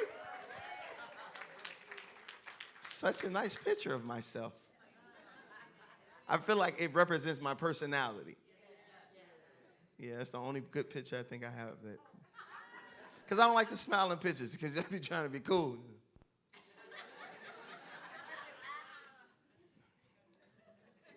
But this is how I'm always smiling. I can't help it. This is how dope my church is, man. We do a free event and we got free gifts we're going to give away. Ain't that dope? I love Calvary, man. I ain't even know. They was like, yeah, we giving away something. Like, we giving away more things? It's so dope. I think that's a blessing, man. So we got the raffles. Everybody got your raffle tickets? I love raffles. Don't? Everybody like free stuff. Yeah, I love free stuff. And it's some dope stuff. We got some dope stuff. Tyson, you want to bring it up here?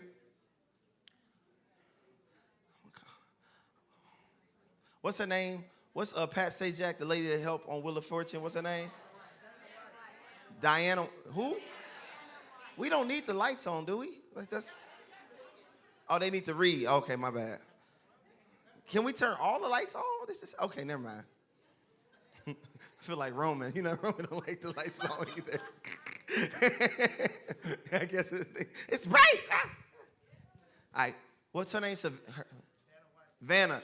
I'm going to have my Vanna Black. Come on, Vanna. Sister. Come on, Vanna. I thought she was leaving because she took a purse. I know she was sitting up here with the pastor, right? She came in the back. I thought she was leaving because she had a whole purse. I'm like, why you didn't leave your purse up there? You think pastor going to steal your purse?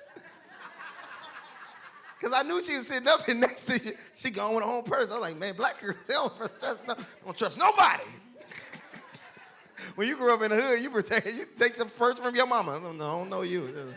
When I was 7, I had that 5. I love you. I love you. Okay, we'll mix them up. Oh, I'm going to mix them and you're going to pick them up. That's your ticket. You didn't put your ticket in here? No, I don't want to get it confused with. Or you saying you ain't cheating? Right. I ain't know. You shouldn't have played if you got a ticket. You got something to gain. No, I'm just playing. Okay, cool.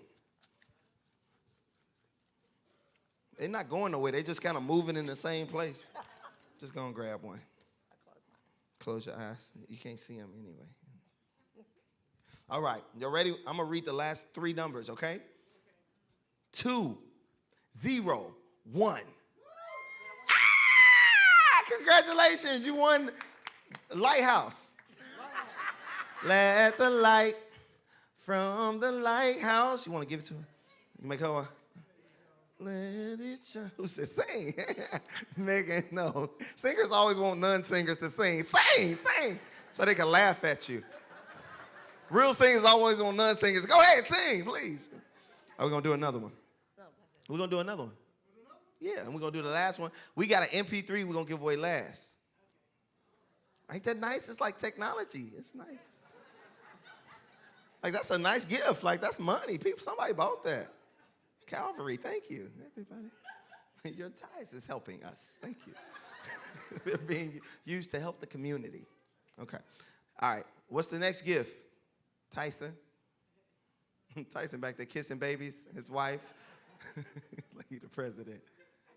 Thank you, Tyson. You're an amazing guy. Clap it up for him, man. He does everything. Thank you. All right, this is another gift. Oh, that's nice. This is beautiful. Beautiful mug. And, you know, black people say these little gift wraps because you can get that to somebody else, put something else in there. You ever had a nice box with nothing that it ain't what it is, but it's something else in it? All right. Okay, go ahead. Big one. All right, here we go. All right, this one is 2, 3, 4. Hey! And we have a winner. Thank you so much for playing. Thank you so much for helping me. Oh, it's another gift?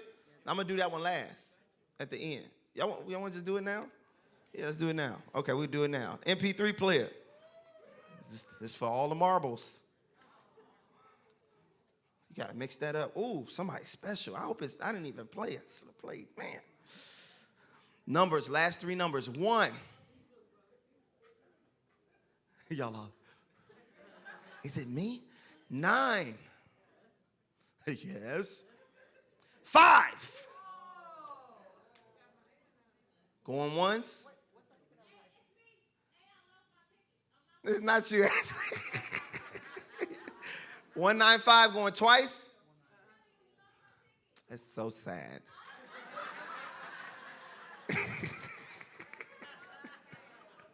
I'll buy you one later, okay? You're not getting this one. I love you, though.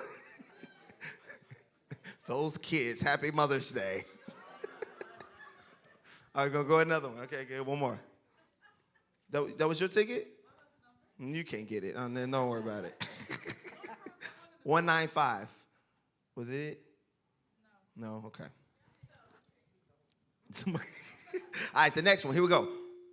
1, 8, 7. That's you? Congratulations. Come on, get it, cutie. I love your braid. You gonna take the bucket? Okay. We don't need to. Thank you so much for coming. What's your name? Sydney, who invited you? Oh, you go to church here? Oh, my bad. Hey, Sydney, how you doing? You seen me before? I don't know. She go to 8 o'clock service. I be asleep at 8 o'clock. Okay, we're gonna do that later. I gotta keep the show going if that's okay. All right. Well, auction house, like that's money, right? No. How you auction? You know what I mean. Oh, just give it away, like, but do something. Oh, do another raffle. Okay. What you saying auction? Deacon Charles, she want to auction it off. I'm like, and the one and another going on. Deacon Charles auction it off. You know what I mean? I do not know what you mean. Okay, we're gonna do another raffle. So it's another gift. Kindle, which is you want okay. This beautiful kente cloth. It's an apron. It's an apron. It's an apron. Okay. How I supposed to know? Okay. You gonna model it? She also has these for sale. Oh, and she also has this for sale over here. So if you like it, that is beautiful, actually. This is really nice. You make this? Or Rwanda, I don't know if y'all know, but we're doing a fundraiser for Rwanda, so they go and minister in Rwanda. So the people in Rwanda is made this item, so handmade. So there's a lot over there, and that's a fundraiser going to help people's lives. So please, y'all patronize as you're on your way out. Thank you. But this one's going to go to someone who's going to get blessed. You got the ticket? Here we go. Okay. 2, 4, 7. Going once, going twice. 247, not here.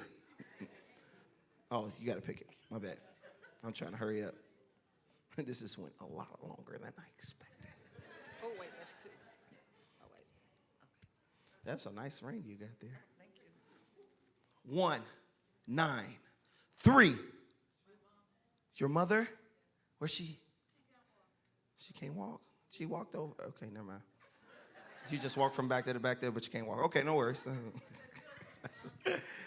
First lady, congratulations, she won. Her mother, not her. She didn't do it. She's going to keep it. You know how when your mama gets something you like, you're like, yeah, mama, you don't need this. Congratulations, beautiful. She ain't paying attention, okay. Thank y'all so much. Clap it up for the raffle. Can you hit the lights, Deacon Charles? All right. Back to comedy. Wasn't that nice? Sorry if you didn't win, but come back next time. We'll have some more gifts, okay? Okay, cool. We good? I got 2 more amazing comics, man. I don't want to hold the, I got an amazing mother, man. She's from New York as well. She's in the house, man. She's done Kevin Hart's Next Level, 30-minute stand-up special on Comedy Central. Man, she's been rocking for a minute, man. She's an amazing mother as well. So what special opportunity to get, let her rock. So I want y'all to start clapping right now. Start clapping right now. Give a lot of love to my girl, Miss Tacarra Williams.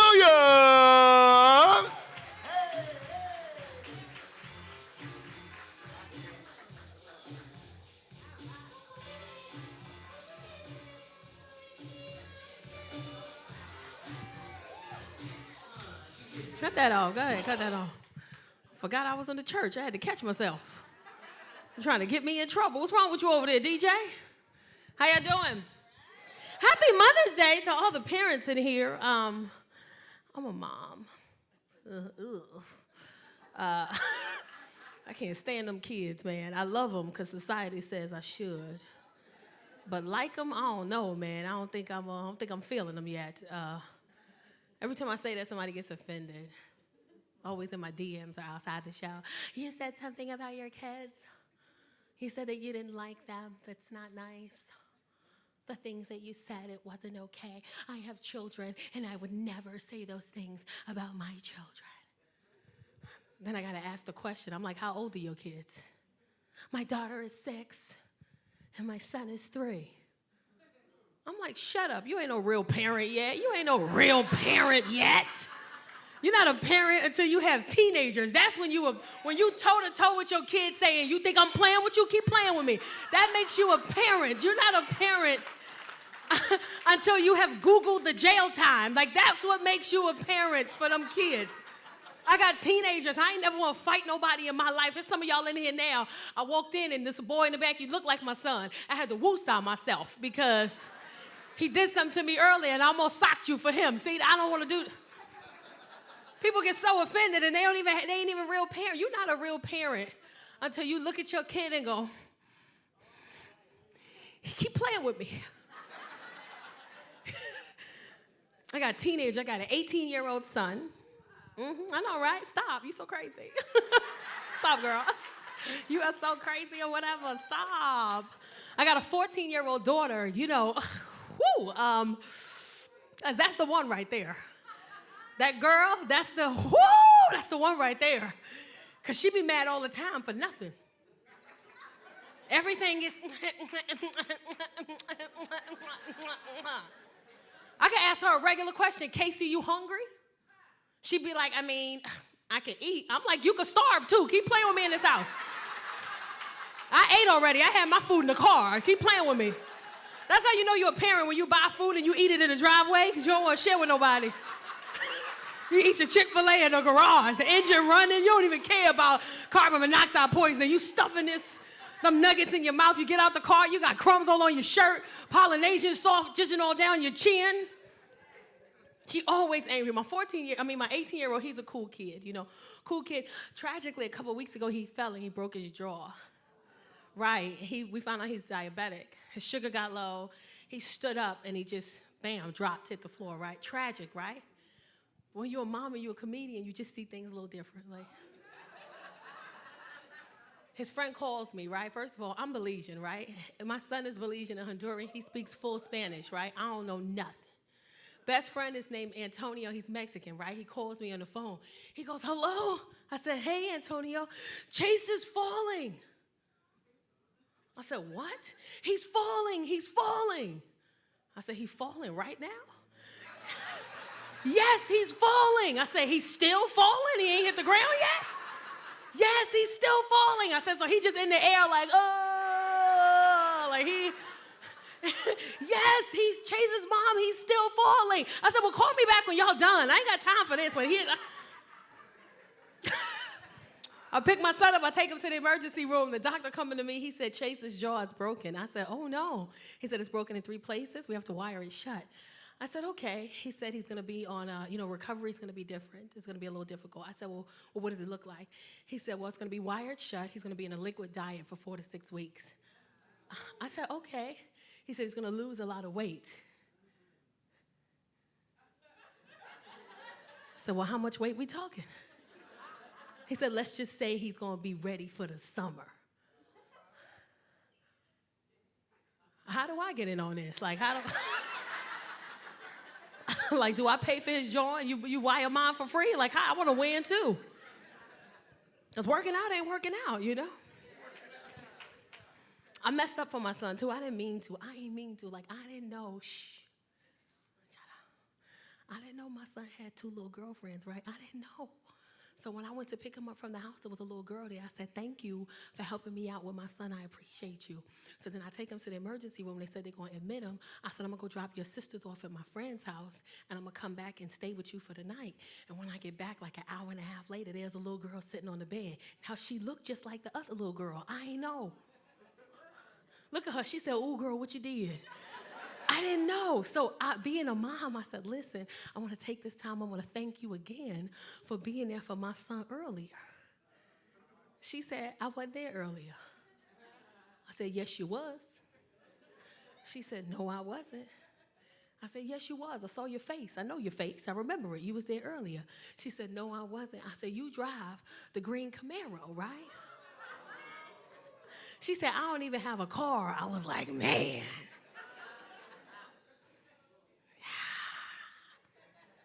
I looked at my son. I was like, my bad.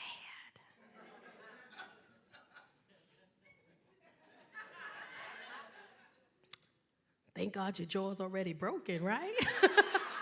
Because you would have a lot of explaining to do. You hear me? Go ahead, get up out of here. Text me if you need anything. And I left. I didn't know. He should only be with one anyway, all right? I ain't got time to be. And I told him to be a gentleman, too. Like, when I was raising him, I was like, be a gentleman, open the door, But that's costing me a lot of money. Because when he want to go to the movies, want to take the little girl to the movies, he ain't got no job. Who got to pay? Me. He said, Mom, can I go to the movies? I said, there's $50 on the table. He said, I'm going to need at least $100. I said, well, what kind of movie you going to see that's going to cost $100? He said, I want to take Jasmine with me to the movies. I said, oh, I'm paying for Jasmine to go to the movies? He said, I guess so. I said, well, she better get in there and wash these dishes and mop this floor, because... for $50. You better make the bed. She better do something to go to the movies. But my 14-year-old, ooh, she in a car now. She was like, can I come inside? I was like, it is Mother's Day. No, you can't. No, she didn't want to come inside. She was like, I don't feel good. I'm just not feeling good. Can I sit in the car by myself? And I was like, yes. She have an attitude about everything. She gonna come to me one day and ask me, can I take her to Victoria's Secret? I said, what you want from there? Lip gloss, chapstick? What you want from Victoria's Secret? I just wanted to get like a couple of things, because she's tall. She's like 5'7", I'm 5'8". She's my height. She's probably a little taller than me. When I'm changing in gym after basketball practice, all of my friends have on these really cute little matching outfits. They're so cute. So they're not even that expensive. Like the bras are only like $35, $45. I'm like, only $35, $45? I'm not buying you no bras from Victoria's Secret. Why not? I said, because you don't have that kind of body yet. Like, you don't have a Victoria's Secret body yet. She said, well, what does that mean? It means sit your little Walmart tail right here and take these 3 bras for $5. That's what it means. Y'all know the ones I'm talking about, the black, white, and beige? Sit your little neutral color self-wearing right here. They don't even say the name of them. It just say bra, $4.99. You get 3, black, white, and beige. I'm not buying you no Victoria's Secret. What happened to the little emoji sets I bought you? You don't like those? You get to match your feelings. You don't want to do that no more? Those is cute. I know what it is, though. She thinks she better than me. That's what it is. She thinks she better than me. Because I'm walking around here with a $4.99 Ross bra on, and a wire is stabbing me as we speak. Do you hear me? This wire cut me up right here. Woo! You ever feel the wire slipping out? It be the little white part on the end, a little bit of rubber. That rubber don't do nothing. You ever feel it slipping out? You pushing it in, it slide back out. You pushing it in, it slide back out. I seen a woman doing this one day. I was like, oh, you pushing it in? You a pro, huh? You a pro. It's like 5 women want to clap, but they getting stabbed right now, so they got to keep their hands to their side. I know the signs. I know what I'm looking at. I know. I see it. I see it. You ever pull that wire out in public and be like, man, forget this. It be hurting. You rip that wire out in public and be like, I ain't got no time for this. It's liberating, isn't it? But this one go to sleep as soon as you do it. It be like, you know what? We've been up all day. Nobody want us. Good night. And then I got a baby. She's 5. Yeah, look at y'all like, why would you do that? First of all, don't judge me. When I first moved here, I was married, and I had, I'd never been to Vegas, and everybody was like, go to Vegas. Me and my husband at the time, go to Vegas, Vegas, turn up. Ooh, ooh. What happens in Vegas stays in Vegas. No, it don't. Nope. What happens in Vegas turned 5 in February. Stop telling people that. Okay? Coolest kid, though. Like, she gonna make it. Them other 2, I messed them up. But this one here, this baby here, she the one. Smartest kid, beautiful. She's so smart. She teaches me stuff. She's in preschool. The preschool teacher comes up to me and says, Tacarra, I need you to talk to Chris. Chris had a hard time today communicating with other kids. I said, what happened? She said, Haley wanted to play with Chris, and Chris told Haley, I can't play with you today. Today's my me day. She 5. I ain't see nothing wrong with that, because we need our time. She know early on in life, I need to take some time for me sometimes. The teacher said, can you talk to her about it? I said, I could try. She said, what do you mean you can try? I said, she already told you that today's her me day. I don't want to bother her. Why you want me to bother this girl on her day? That's what's wrong with you. You don't listen. That's the problem here. I get my daughter in the car. I said, hey, Chrissy. She goes, hey, Mom. I said, how was school today? Yeah, I had a really good day today. Today's was my favorite day. I said, okay. What happened with Haley? Yeah, Haley came into me and she said, Chrissy, I want to play with you. And I told her, stop. Not today. Today's my me day. I said, well, that made Haley really sad. She goes, she'll be fine. So she's 5. So I said, I'm being a mother, right? She teaches me, so I think I'm being a mom. I said, when you go to school tomorrow, I want you to play with Haley, because when you don't play with Haley, that makes Haley sad. She taught me something. She looked me right in my face with his beautiful, big old brown eyes, and she said, but what happens if when I play with Haley, that makes me sad?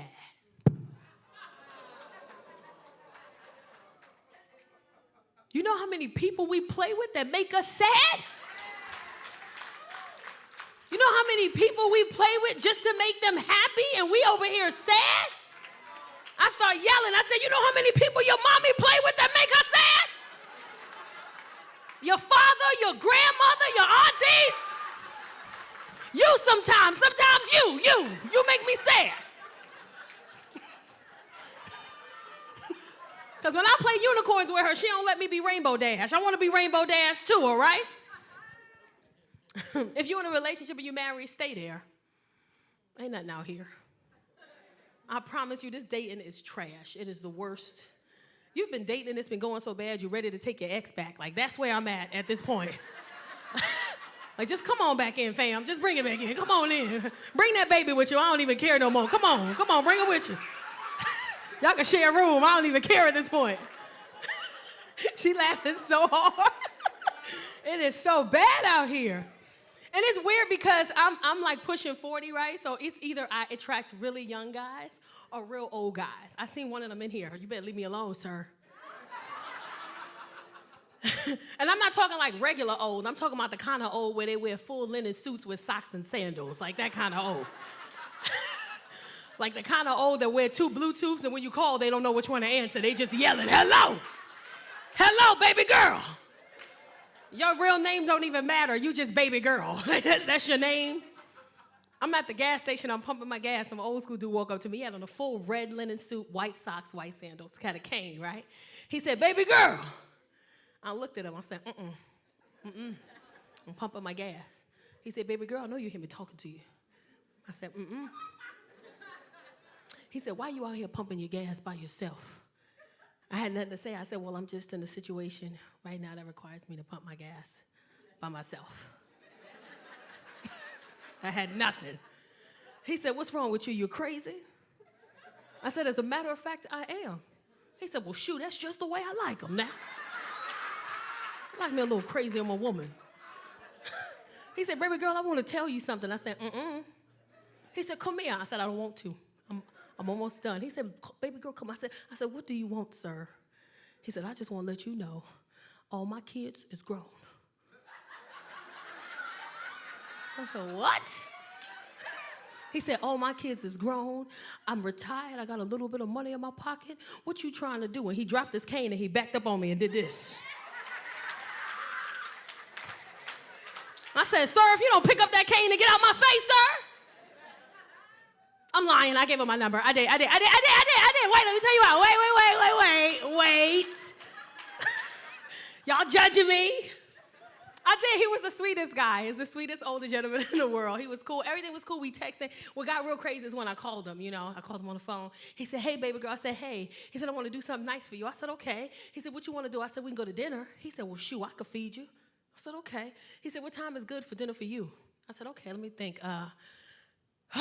We could do dinner at around, let's do 8 o'clock. He like, in the nighttime? I can't do no dinner no 8 o'clock at night. That's too late. That's too late for me. I can't do that. That's what's wrong with y'all young people. You want to hang out all late in the nighttime. I can't do no 8 o'clock. I take my pills at 6. I'm go to bed. I can't do that, baby. I said, whoa. Sir, calm down. I said, you okay? He said, yeah, you guys want to be all in the street, all running around. You're young. I said, well, you know what? Why don't you pick something? He said, shoot, I'm thinking I could take you to breakfast. I said, okay. He said, what time is good for breakfast for you? I said, we're not going to do that again. I said, what time is good for breakfast for you? Well, shoot, let me think. I get up at 3:30.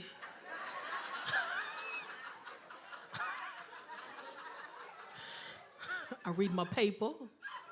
Shoot, I'm thinking I could take you to breakfast around 6. I'm like, in the morning? 6 o'clock in the morning, sir? I'm not going to no breakfast at 6 o'clock in the morning. I'm lying. I did. It wasn't even that bad. We had boiled eggs. He pushed me around in a wheelchair. We had a good time. It was a good time. It was a real good time.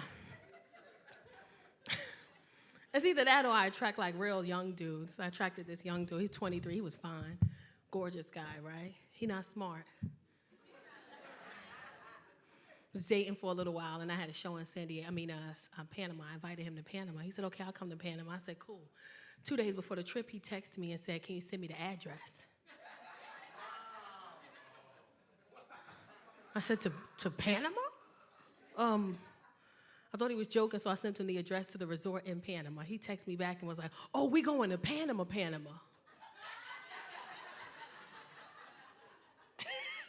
Which prompted me to ask him, I said, do you have your passport? He said, no, I'm going to get it tomorrow.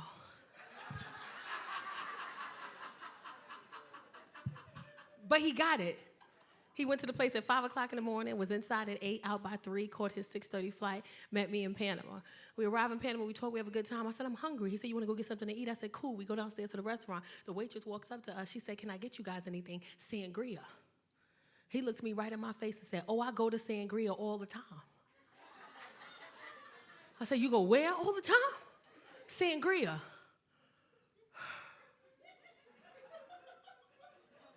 So you just be in Sangria all the time? He said, yeah, me and my homeboys, we stay in Sangria. I said, Lord, have mercy. Let me look at you. Stand up. Let me look at you. Let me look at you. This man is fine. Jesus Christ. I said, turn around. He turned around. I said, oh, he got muscles in his back. Lord, have mercy. I ain't seen that in a long time. You know what? I can't do this. I said, you know what? You know what? You know what? You know what? That's crazy, because I be in Sangria too. That's crazy, man. Man, my friends, we just came back from Sangria. How we miss you missing us in Sangria?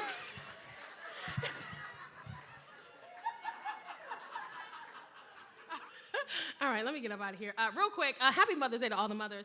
I do sell shirts. They're $20. This one says, Queens support kings. Yeah, and then the male one says, Kings support queens. So I'll have a couple outside. They're $20. Give it up for your host, Mr. Barry Brewer. And thank you so much for having me.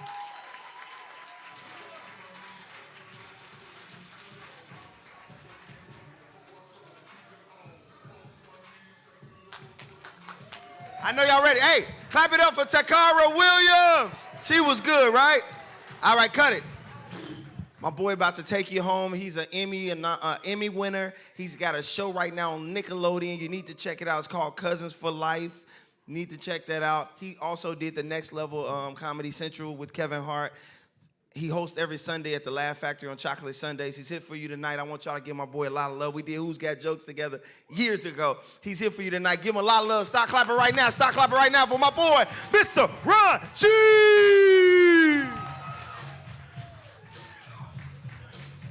He know the pastor. Cut it off. One more time for every comic you saw tonight, everybody. Show them some love. Y'all can do better. Show every comic you saw some love, everybody.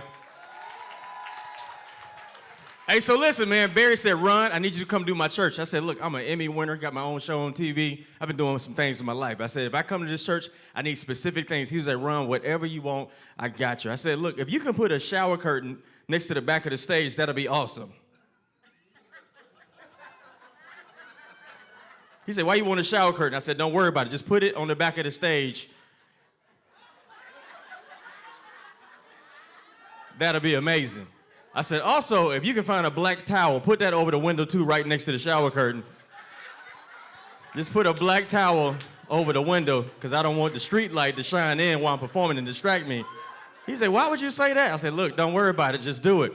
I said, also, if you can just put 2 white people in the church, no more than 2, I need 2 on the front row. If you just put 2 white people, say, you don't want 3? Like, nope, until after they build a stadium, you can invite more. But right now, I just need 2 of them to be here. All right, cool. I said, look, if you can put 2 stripper poles on the stage, that'll be amazing. So we can get this get this building fund going. Just in case asking people to give don't work. So just go and get these stripper poles, put them on the stage. He said, you sure? I said, absolutely. I said, if you can put 1 plant up front, just 1. I don't want it to match nothing. I don't want it to be big, just as small, like it's supposed to go on a coffee table, but just put it on the stage to dress it up real nice. That'll be amazing. And take a piece of the plant and just put it on the wall. That'll be awesome on both sides. Just take the plant and put it on the wall for no reason. So after they dance on the pole, they can get the stripper, the poison ivy on their legs. And if you can find a barber chair and put the barber chair on stage, I might want to get me a fade somewhere. Please don't record my whole show. Don't record the whole thing. Put a barber chair on the stage. Like, why you want a barber chair? Don't worry about it. Just get the barber chair on stage, because I might want to cut my hair when I'm done. If you can, that'll be amazing. All right, cool. I want 6 pictures, just 6 pictures of pastor on the stage. Not Jesus. I need 6 pictures of pastor. I need somebody to go to Photoshop,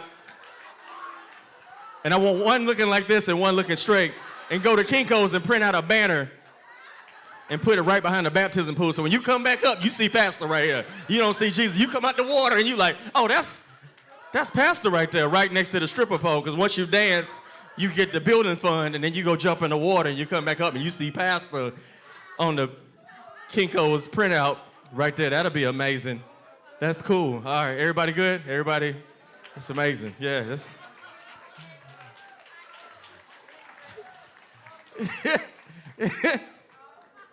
I want to keep going, but it's so rude and disrespectful. I'm sorry. I want you to tuck the wires in on that speaker, but leave these wires out just in case I want to see the wires. I need the wires to show. Don't drill a hole and drop it down. I need you to, because if I want to kill myself, I can touch either this outlet or that one if I want to kill myself. So I can dance on the pole, get dipped, come back up, see Pastor, get poison ivy, and touch the pole and kill myself. Because I don't want the street light to come inside. I can just cover that up with a towel and then go behind the shower curtain and redo it all over again. Because I got the window unit on the wall. Because it's not even in the window, it's in the wall. But it's a window unit in the wall. It's what we doing. Cool, everybody good? All hearts and minds clear? Okay, cool, all right. Hey, young lady, how you doing? All right, cool. Everybody good. I said stripper pole in church. I'm so excited about my life. I can't wait to tweet this. I said stripper pole in church 6 times already. All right, cool, let's get to it. Y'all gonna be in church tomorrow? Like, that's so disrespectful. I'm sorry. I'm sorry. And don't y'all act all holy. You watch twerk videos all day long. Don't act like, because I done. That's so rude. I'm sorry. I don't know why this plant right here. We need to move it, but it's okay. He gonna be preaching tomorrow. He gonna be like, get this plant out of here. Listen, everybody, I need y'all to turn in your Bibles to.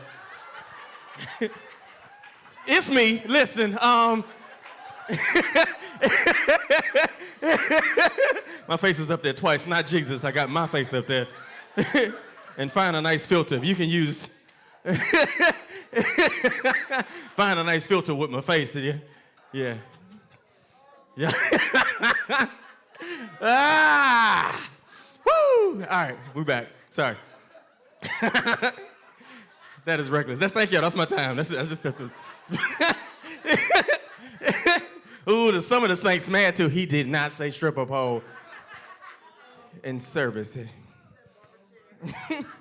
is a barber chair. I don't know why you got that there. That chair's so disrespectful. Ain't got no back on it or nothing. It's just, you doze off, you're gonna get a concussion. You're gonna kill yourself. Ain't no back on the chair or nothing. That chair don't belong nowhere but the barbershop. I know you don't do your sermon from this because you're gonna hurt yourself. Turn, and you gotta plant your leg because this chair gonna kill you. Ain't no back on it. Turn in your Bibles to, if you can. You gotta use your horse. Listen, turns in your Bibles to. It's me. Listen. I'm sorry. Okay, I'm sorry. I didn't come here for this. Woo. All right, Pastor. I'm sorry, man. I made your pastor cry. I'm doing my thing right now. All right, cool. Let's get to it. I just got married. Been married for a month to a black woman. Yes, I did. Y'all better clap. In LA, you better make a wish. Let me tell you something. Don't happen too often. Me and my girl be out. We see other black couples. We be excited. Like, babe, look.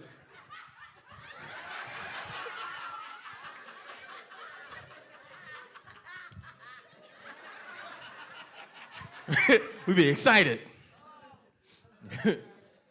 I married my emergency contact. My girl, my friend, this is the thing, fellas. Don't be out here in these streets and not have emergency contact. Being single cool until you get old, okay? You gotta find somebody got your back. My girl, she awesome. And this thing, LA's such a weird place. This is the only place I know where because God got jokes. You can meet the love of your life and find out they live on the wrong side of town. LA big. You can mess around and be in a local long-distance relationship. When you go out in LA, you got to get right to the point. Hey, look what side of town you on. Pasadena. Woo! We are geographically incompatible. I know a sign when I see one. Thank you, God. Appreciate what you're doing. I know a flag when I see one. Talking about when you're coming to see me. When they have flights from LAX to Burbank, that's when I'm going, because I'm not getting on that 405 for you when the sun is out. You get out the car, your thighs sweating, like, man, I've been in the car for 6 hours. You about to send me back home? Nah, we go together.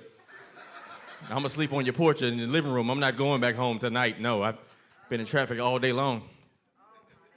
And it's dope being married too, because let me tell you something. A couple years ago, I was in a bad relationship. Anybody had that breakup that changed everything? Anybody had that one yet? So 2 of us, the rest of y'all undefeated. Okay, let me tell you something. Heartbreak is the worst feeling on the planet because ain't no healing, ain't no class on healing. You can't smoke it away, can't drink it away, you can't pray it away. You got to sit there and take it on the chin. That's why some of y'all in church right now, because ain't nothing you can do, because God don't want to hear it. He done told you. You like, God, please help. I told you, I gave you flags. Go on now. Find something else to do with your life. And this is how you know you really been in love. You ever cry so hard, you have tears under your neck? Just me. I'm the only person in this whole church that had neck tears. Ain't nobody in this whole service.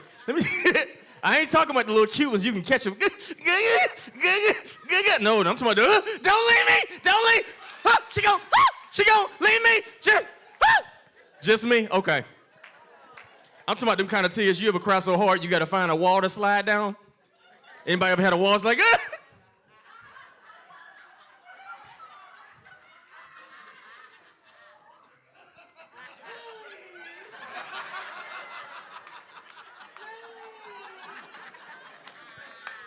Jesus! You be sick. Your shirt be juicy right up in here. She go. You ever cry so hard you hear this sound?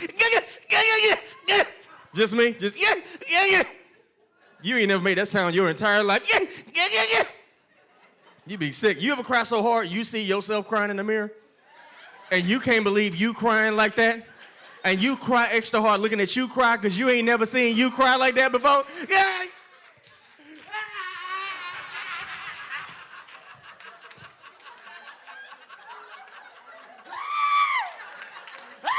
You run in place.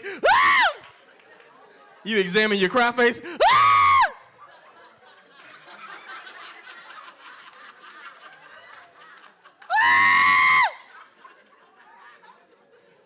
You can't believe your face. You be sick. Then you mess around and cry hard. You ever cry so hard you cry yourself to sleep? Anybody had that? You had a best nap ever after a breakup. You wake up, your sock be missing, like how long I was out. Santa Claus came and everybody, she go, you be sick. And this is crazy, boy. You ever cry so hard you have ear tears? Anybody ever have ear tears? Remember you was little and your mom used to whip your butt and tell you go lay down? And the fan be on? And the fan blow your tears from your eye to your ear. You like,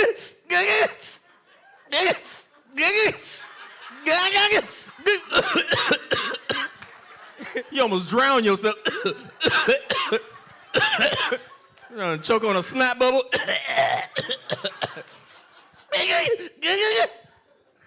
You be sick.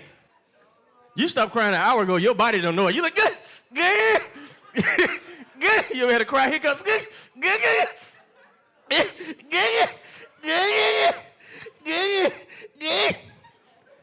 You be in traffic. You at work. How was your weekend? Sunday morning, soon as that gospel, soon as that worship music come on.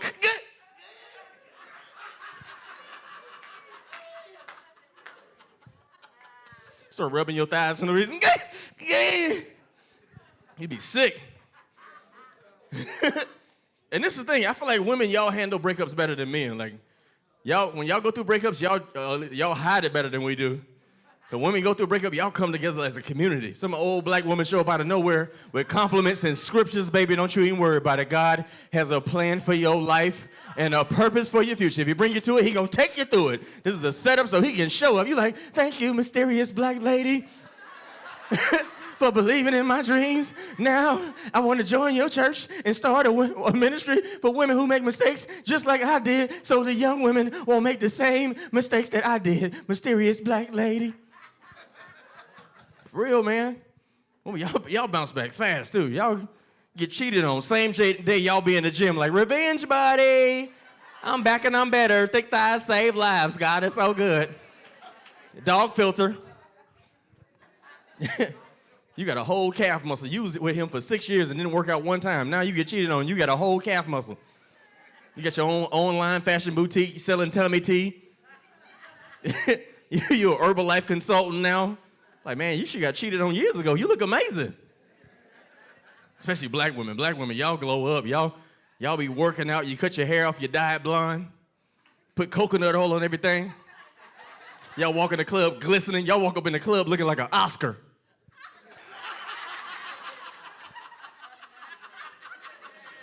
Hey, she look amazing. She must be healing. For real, y'all do. Dudes, we ain't got no community. Our boys don't want to hear it. You're like, shut up, man. Let's go to the club. I don't want to hear that. And dudes, this is the thing, fellas. If you're going through a breakup, stay away from my old people. Old people gonna make you cry. Because they're gonna ask you how you doing twice. That second time gonna lay you out. The first time you cool, you can expect it. A old lady be like, hey, young man, you know you've been on my heart. You like, man, I'm good, auntie. I'm trying to get this money. I'm gonna come back to church soon. No, young man. How you really doing?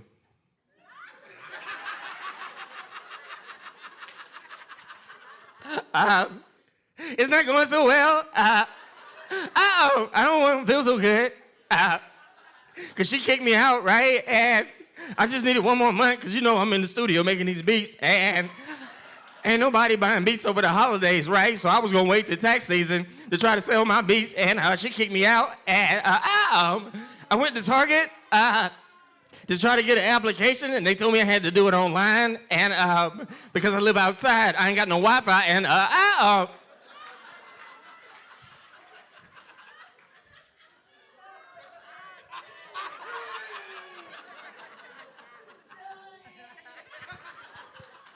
you be sick. Because the hardest part is starting over. The hardest part is finding somebody new that like what you like.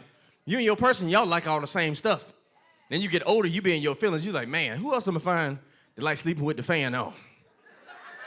Really, I'm the only person in this whole room that like sleeping with the fan on. Everybody got central air, excuse me, I'm sorry. Let me tell you something, ain't nothing like sleeping with that fan on. That fan will rock you to sleep like a baby in the back seat, won't it? That fan got Robitussin in it. You wake up, your nose be crusty right here, you're like, ooh, I slept good. You gotta clean, but you gotta wet it, because it hurt if you just rub it. Ooh, I slept good. Jesus, though. And don't let it be one of them good fans, too. When you press the button and what is it called? The Oscar, when the Oscar Mayer towards you, you be so excited, you like, ooh. You be waiting on that thing like the first day of school. It'll be coming towards your way. You like, ooh, it's coming, it's coming. And wake up, nose be crusty, like, man, I slept good. And women, I know y'all sleep with the fan on, too, trying to act all uppity because you're in church. I know y'all sleep with the fan on. Fellas, this is how you can tell if your lady sleep with the fan on. You ever call your girl early in the morning and catch her before she clear her throat? Her voice sound a little bit heavy, right before the like right before It'll scare you, fellas. You call your lady, you try to be all cute, like, hey, gorgeous, good morning. She be like, good morning.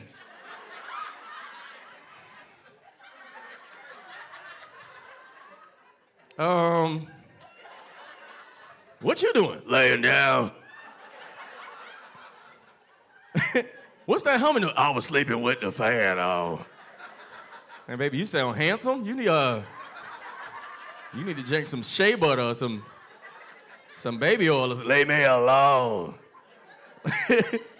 I woke up like this. Like, you sound like James Earl Jones right now. Simba, everything under. She was like, leave me alone. Oh, don't nobody know that sound. Okay. Don't know. Okay, all right. I'm going to forgive y'all. White folks, they sitting here looking like, what is that sound? Black. Black. There's some black people in the back crying, laughing, because you know that sound. Some of y'all, that was your alarm clock your entire childhood, because your mama ain't had no health insurance, and you got woken up to, come get this oatmeal before you be late for school. I'm not gonna take you to school. I can't miss no more days of my job, because you, hey, mama sound like a dragon. You shut up.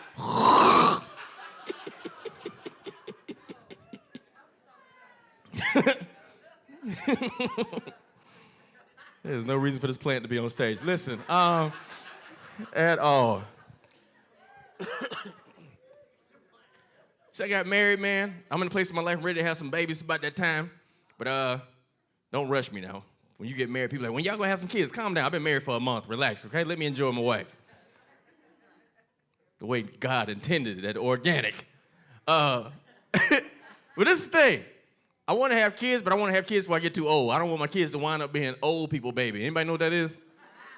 Anybody know people wait too late in life, their kids come out grown? You ever meet a grown baby?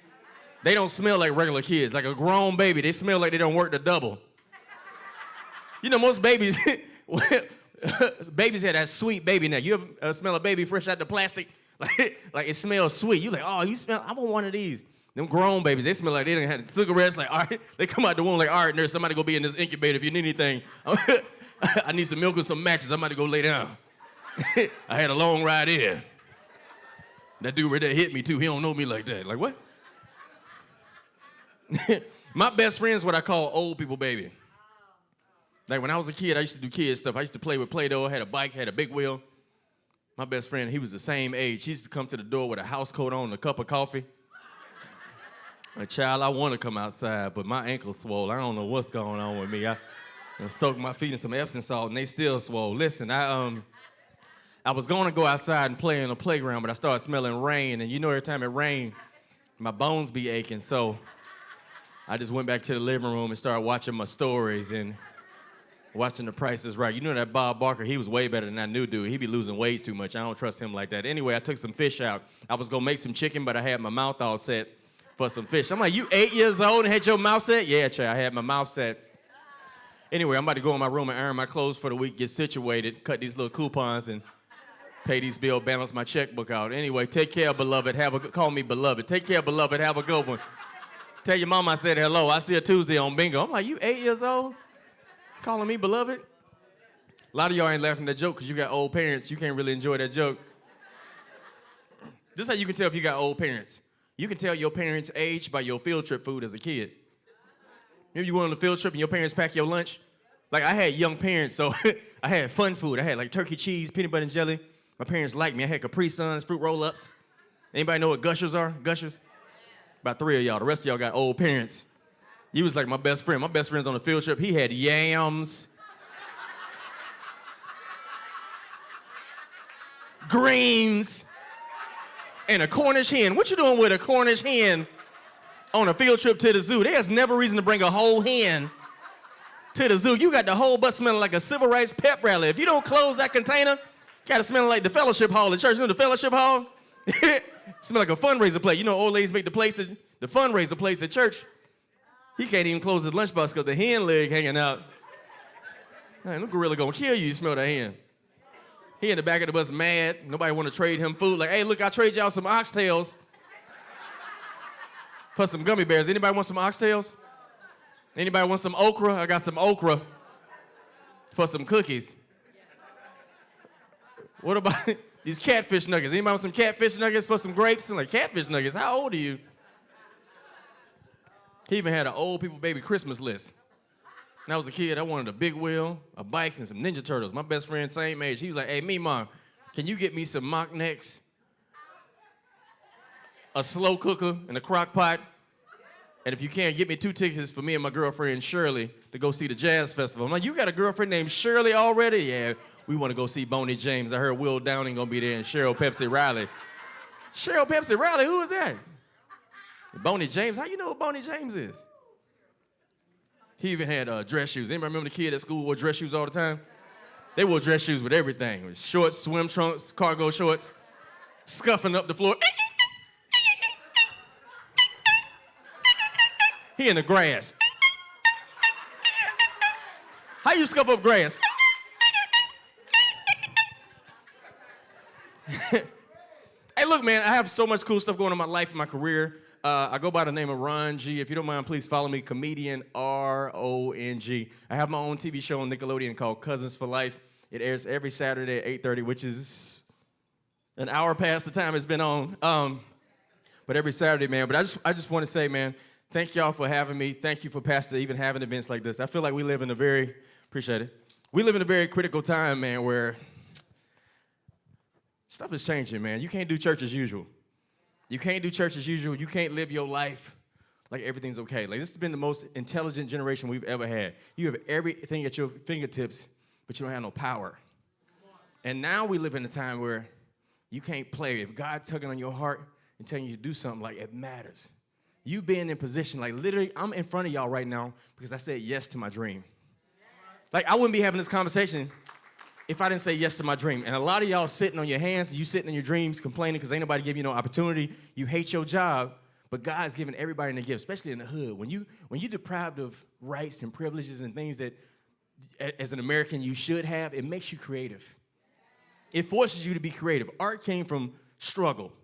Some of the best artists on the planet came from, they didn't have resources, so you create stuff from scratch.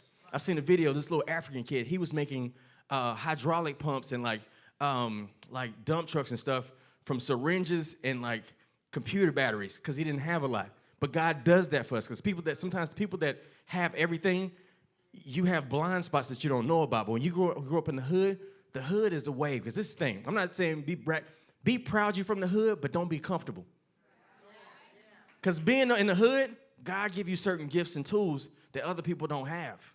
Like growing up in the hood, being a little girl, you around your homegirls, it's a little girl in here right now, you want to speak on behalf of your friends. Something go down, you like, shut up, I got this. You speaking on behalf of your friends.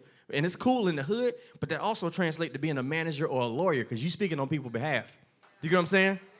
Little boy in the hood selling dope. Like, that's the normal hustle, but that's also sales.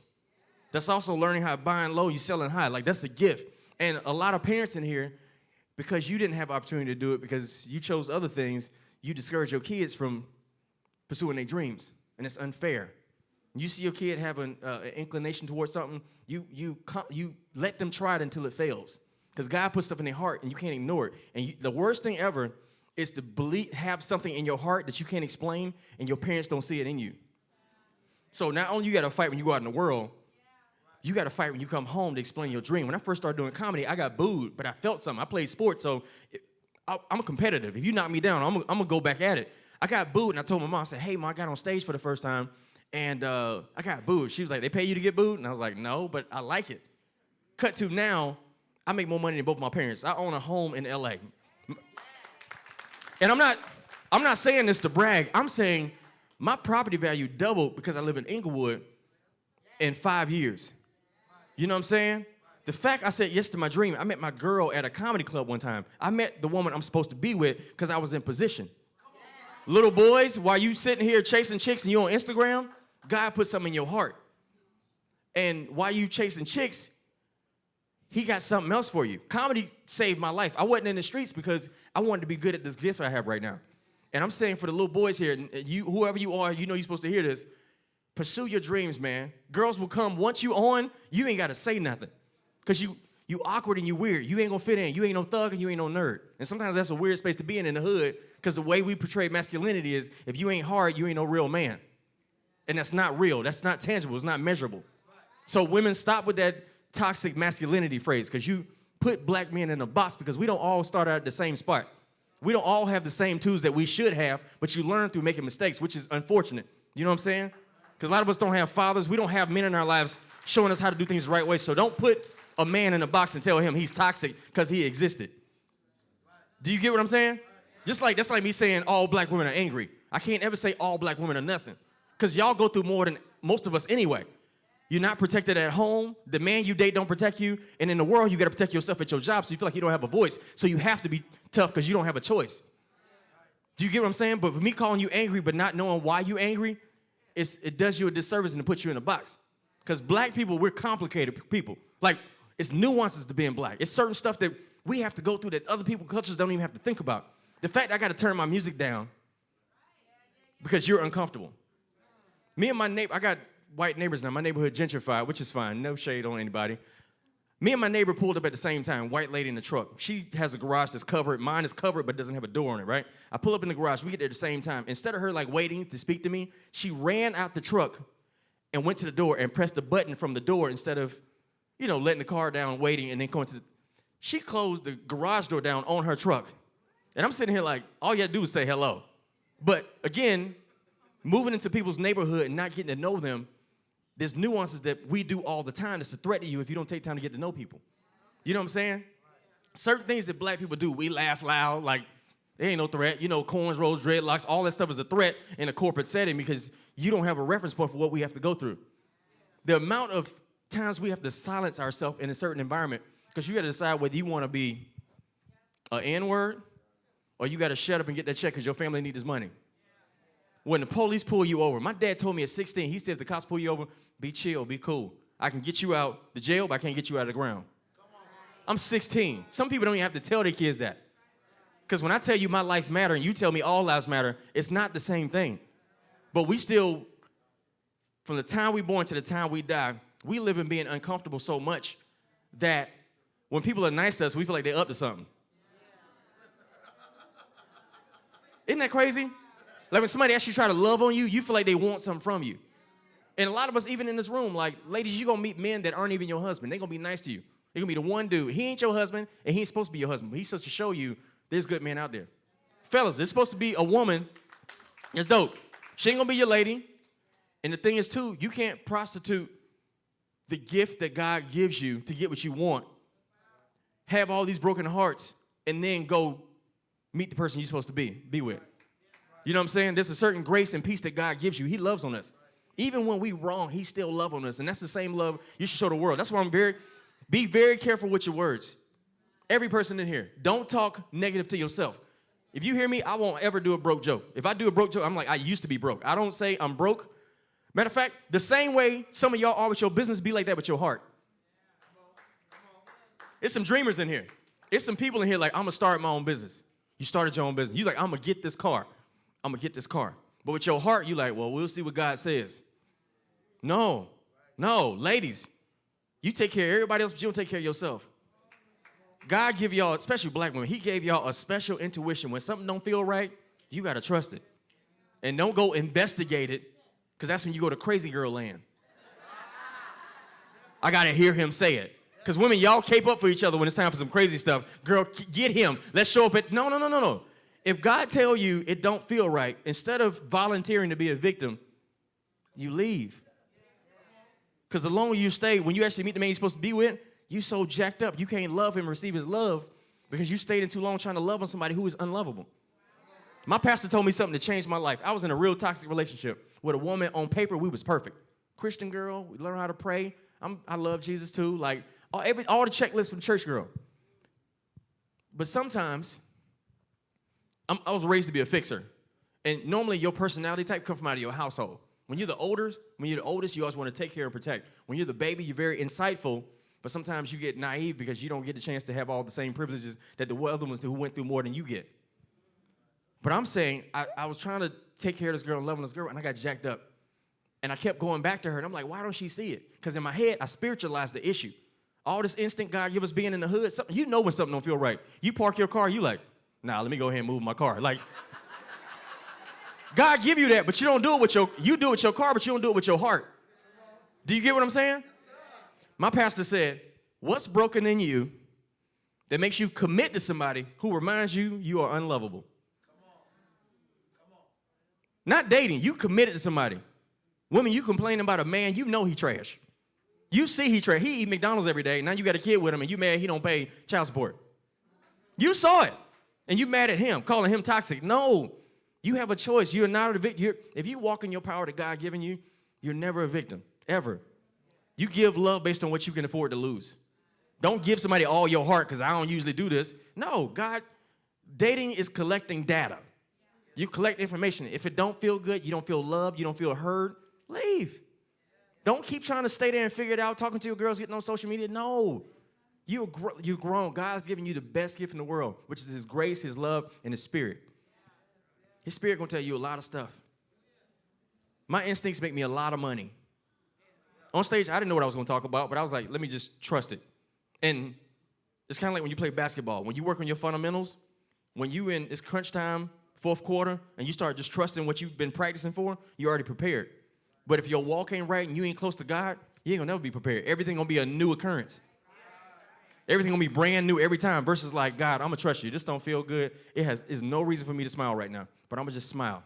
I'm going to be kind to myself. If anybody follow me, I always say I'm unaffordable. I'm pre-famous. Always. I got this feeling right now. I don't know what it is. I'm about to jump on my skin right now because I know I'm about to blow up. Yes, sir. And this is the thing. Me blowing up, it ain't even about money. My blowing up is about influence. Like legit, Jay-Z said, take the jersey off and put a button up on. And every man start throwing their jerseys away in the 90s or 2000s and then start wearing button-ups. I want that kind of influence on these kids, man. Because if there's a little boy in here right now, because I know you see me. You act like you don't care and you playing games, you see me. I am from the hood. My dad is an alcoholic. And I came from nothing, man. I just said yes to my dream. It ain't gonna feel good. It's gonna be uncomfortable. You like, God, I wanna quit this job. I hate it. You stay at that job until your dream makes sense. But you invest in you. You stay at that job. I know the prideful thing is, I can't have nobody seeing me work. No, take pride in working. Because you get tools and things for your tool belt to prepare you for when that job is gone, you'll be prepared. Most of the time, I used to live in Atlanta. I was unemployed almost the whole time, but God was like, I can't have you get addicted to this check. If you get addicted to this paycheck, when I move you to LA where rent is 3 times as much as your house, you're gonna get scared because you need to have a check. So I moved to LA, lost my job the second month I got here. But then I booked a national commercial, my first commercial audition ever, and I ain't worked a 9 to 5 since May of 06. And none of this is bragging. I'm just telling you to trust your gut. Ladies, please I'm telling you, God sent me here to tell you, trust your gut with these men. If it don't feel right, stop trying to fight with him and trying to be seen. If you don't feel seen, don't ignore that. If you don't feel seen, if you got to chase somebody to be seen, you got to do all this stuff, and you performing and tap dancing to be seen, or give a man an ultimatum, when a man wants you, you ain't got to give him no ultimatum. And I know sometimes we make it about, I need to have a man to be validated because you're dope as is. And I know sometimes being righteous is lonely. Success and wisdom is very lonely. When I was broke, I had a lot of friends. When I was unsuccessful, I had a bunch of friends. I always had people I call. Now that I'm living righteous, I got a wife, I want to do right thing, because I can't stand before you. What I'm telling you right now, I had to live this. I can't just say this because it sounds cool. And y'all, I know y'all hear me because I didn't come here to play. Like, I came here to tell jokes, but my heart been heavy because I'm like, we can't play no more in church. Church is done. It's done. You start playing a little organ so you can run. We in a different generation. This ain't the we shall overcome generation. They trying to steal your joy every time you walk out the house. Your house should be the safest thing on the planet. Parents, encourage your kids. The further they get compliments away from the house, the less likely they want to come home.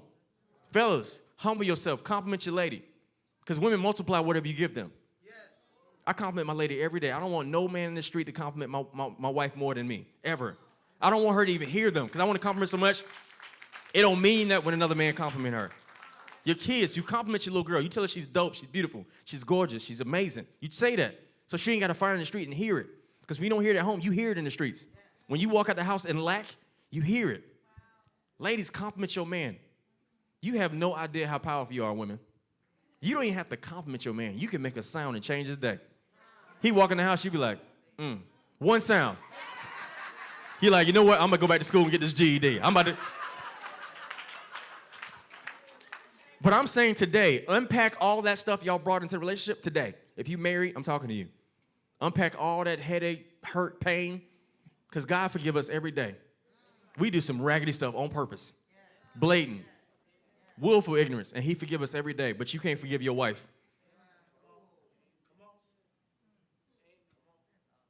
We do some blatantly wrong stuff, but you can't forgive your husband because you feel like whatever. I came here today to tell you, the playtime is over. Young kids in high school, this man been through a lot. I don't know him, but I know every time we talk and connect, he been through so much. It's a blessing to have a smile on your face when you bleeding on the inside. Y'all have no idea what it's like. And the weight of that, sometimes he got to dumb his message down because you can't handle the heaviness of the truth. I'm going to say it for you. You can't handle the heaviness of his life. The way he want to talk to y'all, you can't handle it because y'all pulling on him. You babies, you need something. You need attention. You need to crave attention. Sometimes this might be a season where you might not get what you need, but you need to serve him and find out what he needs in order to get your blessing. Tell you what happened. So I know I'm getting married. I know I'm going to blow up. We chase the success, but we don't chase the things that help us sustain it. Like, I know God's going to be on a platform, me and my marriage. It's going to be on a platform that I'm not going to have any privacy, and I can't afford to not sustain it because I'm going to make God look bad. God told me before you blow up, you're going to get married, and then I'm going to take you to the next level because you can't go by yourself. You got too many blind spots. I got friends that's huge now, and everybody in their circle getting a check from them. Everybody that's in their crew getting a check from them. How you going to tell somebody the truth when you get a check from them? You don't mess your check up.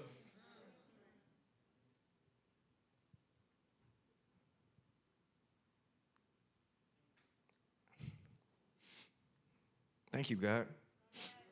Thank you, God. Listen, some of y'all young and married, and you're going to be an example for other people in this church. God depending on y'all to get it right. These little babies need to see marriages. A lot of us don't know what a good marriage look like. We see it on TV, but like a real marriage where we grind it out. It's ugly, it don't feel good. Sometimes great marriages is delayed gratification. Your kids gonna see how you argue and handle other people, and they gonna treat their spouse like that. Playtime is over. If you married, playtime is over. Little boys, listen. God is protecting you from a lot of stuff, man. This Me Too generation, he protecting you, man. If he tell you not to do something, you get that little feeling like I shouldn't go over our house, trust it. He protecting you from something that you can't get rid of.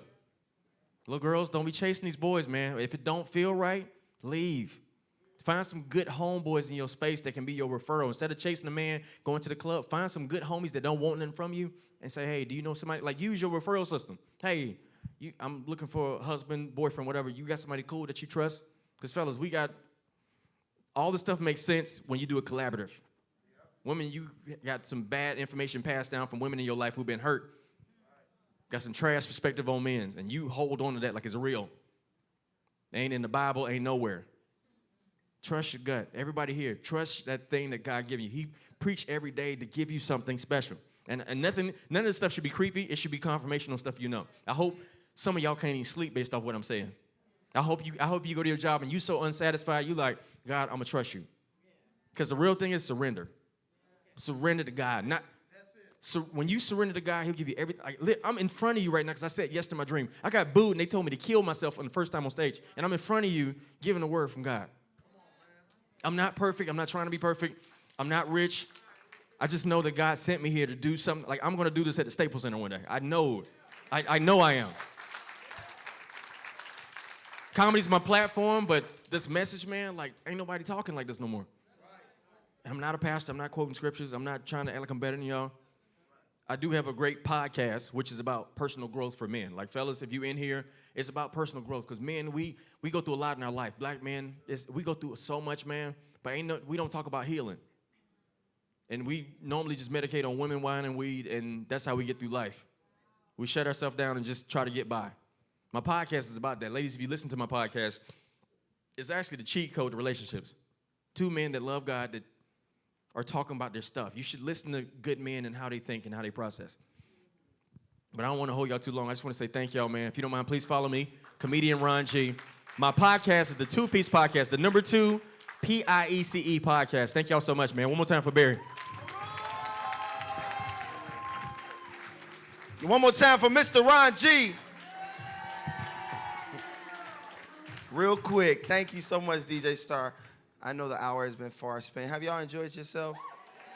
Thank you so much, man. We got a table out there. I don't know if you all know I did my stand-up special, so there'll be some flyers out there where all the platforms that my stand-up special is on. Also, there'll be some free wristbands, so stop by the table. Tacarra has product as well, so please patronize. And we have to purchase the Rwanda stuff over here, so please check that out. Without further ado, we're going to bring the man of the hour up, the man of the house. Could y'all give it up for Pastor Hosea Collins as he comes? If you had a good time, let me hear you make some noise and give God a hand clap of praise. Wow, this has been wonderful, wonderful, wonderful. Listen, I'm finna let you go, but we got to do one last thing, amen. Amen. The reason we put this on to help fundraise for something that tore my heart apart when I heard about this particular mission, financial struggles. There's a mission ministry called Through Guidance Missions, and what it focuses on is using the arts, like Ron G just told you, using your gifts, the things God has gave you. This ministry focuses on using the performing arts as a platform to minister to young kids and less fortunate kids, domestic and foreign. They go to Kigali, Rwanda. They go to St. George, Grenada. They do camps right here in Inglewood, right here in Hawthorne. They do in Washington, D.C., and Louisiana, all over. And because of financial struggles and all of the kids' lives that's been impacted over these past 7, 8 years, they had to start canceling mission trips because everything is absolutely free to every kid that goes. They get ministered to. They learn arts for us: dancing, singing, speaking, poetry, acting, drama, all of those arts. So we build self-esteem and courage, and most importantly, to connecting them to who God is and how he wants to use them to impact their communities. And so anytime you have opportunity to support something like this, it broke my heart when I found out they had to cancel mission trips and not serve kids because funding was just gone. So this is another great thing we wanted to do. That's why everything is free. We're going to receive an offering, though, and it's not going to Calvary. It's supporting the mission ministry to touch the lives of less fortunate kids that look like you and I, that are without and that are hurting, domestic and foreign. So all we're going to do is just give me 5 minutes. We're done. I want to receive Sister Kendall. She's the president of this organization. We're going to show you a quick video. We're going to receive our offering to support this, and she's going to show you how she can support and give you more information.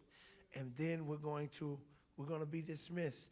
But know this, even though you may never be able to go on a mission trip, you may never be able to go to a foreign country, or you may not be able to take time off work or just have the resources, but anytime you support to help make it happen, every life that's changed is also credited to your account because you let God use you to help make it happen. Maybe you didn't go, but you funded those who went. You did something to support a child, and God will not overlook your reward for being able to be used by him. Amen. Thank you. I had a whole thing that I was going to say, but then I got distracted by Ron G's message when he was kind of wrapping up. And I realized, like, that's why we do the work. Like, he just said it all without realizing what he was saying or why he was saying it. And I don't even think he realized that this is a fundraiser for that. But I'm like, we serve 500 kids in Rwanda, Grenada, here at Calvary, in Mansfield, Louisiana, and Coshada, Louisiana. And we do it through the arts. But it's the stuff that he's talking about. Like, we bring them in through the arts because dance and music and stuff is universal. So, like, we're having a dance camp. Come on in. And then we get them in there, and then this happens. So I just want to this is Cheryl Bailey. She is a Los Angeles public defender. She's also on the board of Through Guidance, and she's just going to share really quickly, and then we'll take our offering and go. But, yeah, Ron G, just thank you, because now I don't have to say what I was going to say. Like, it was just perfect, what you just said. Just aligned perfectly with what we're doing. So. That was amazing.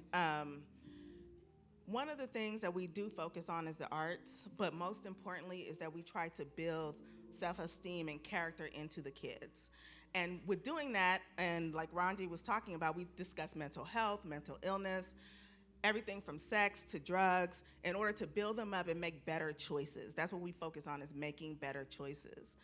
And one of the things, and this is how important the camp is we were having a discussion about mental health, about things that stress the kids out. And these kids were taking care of their families, their 5 and 6 brothers and sisters. They were working, they were doing so many other things that they were under a lot of stress that their parents didn't even know about.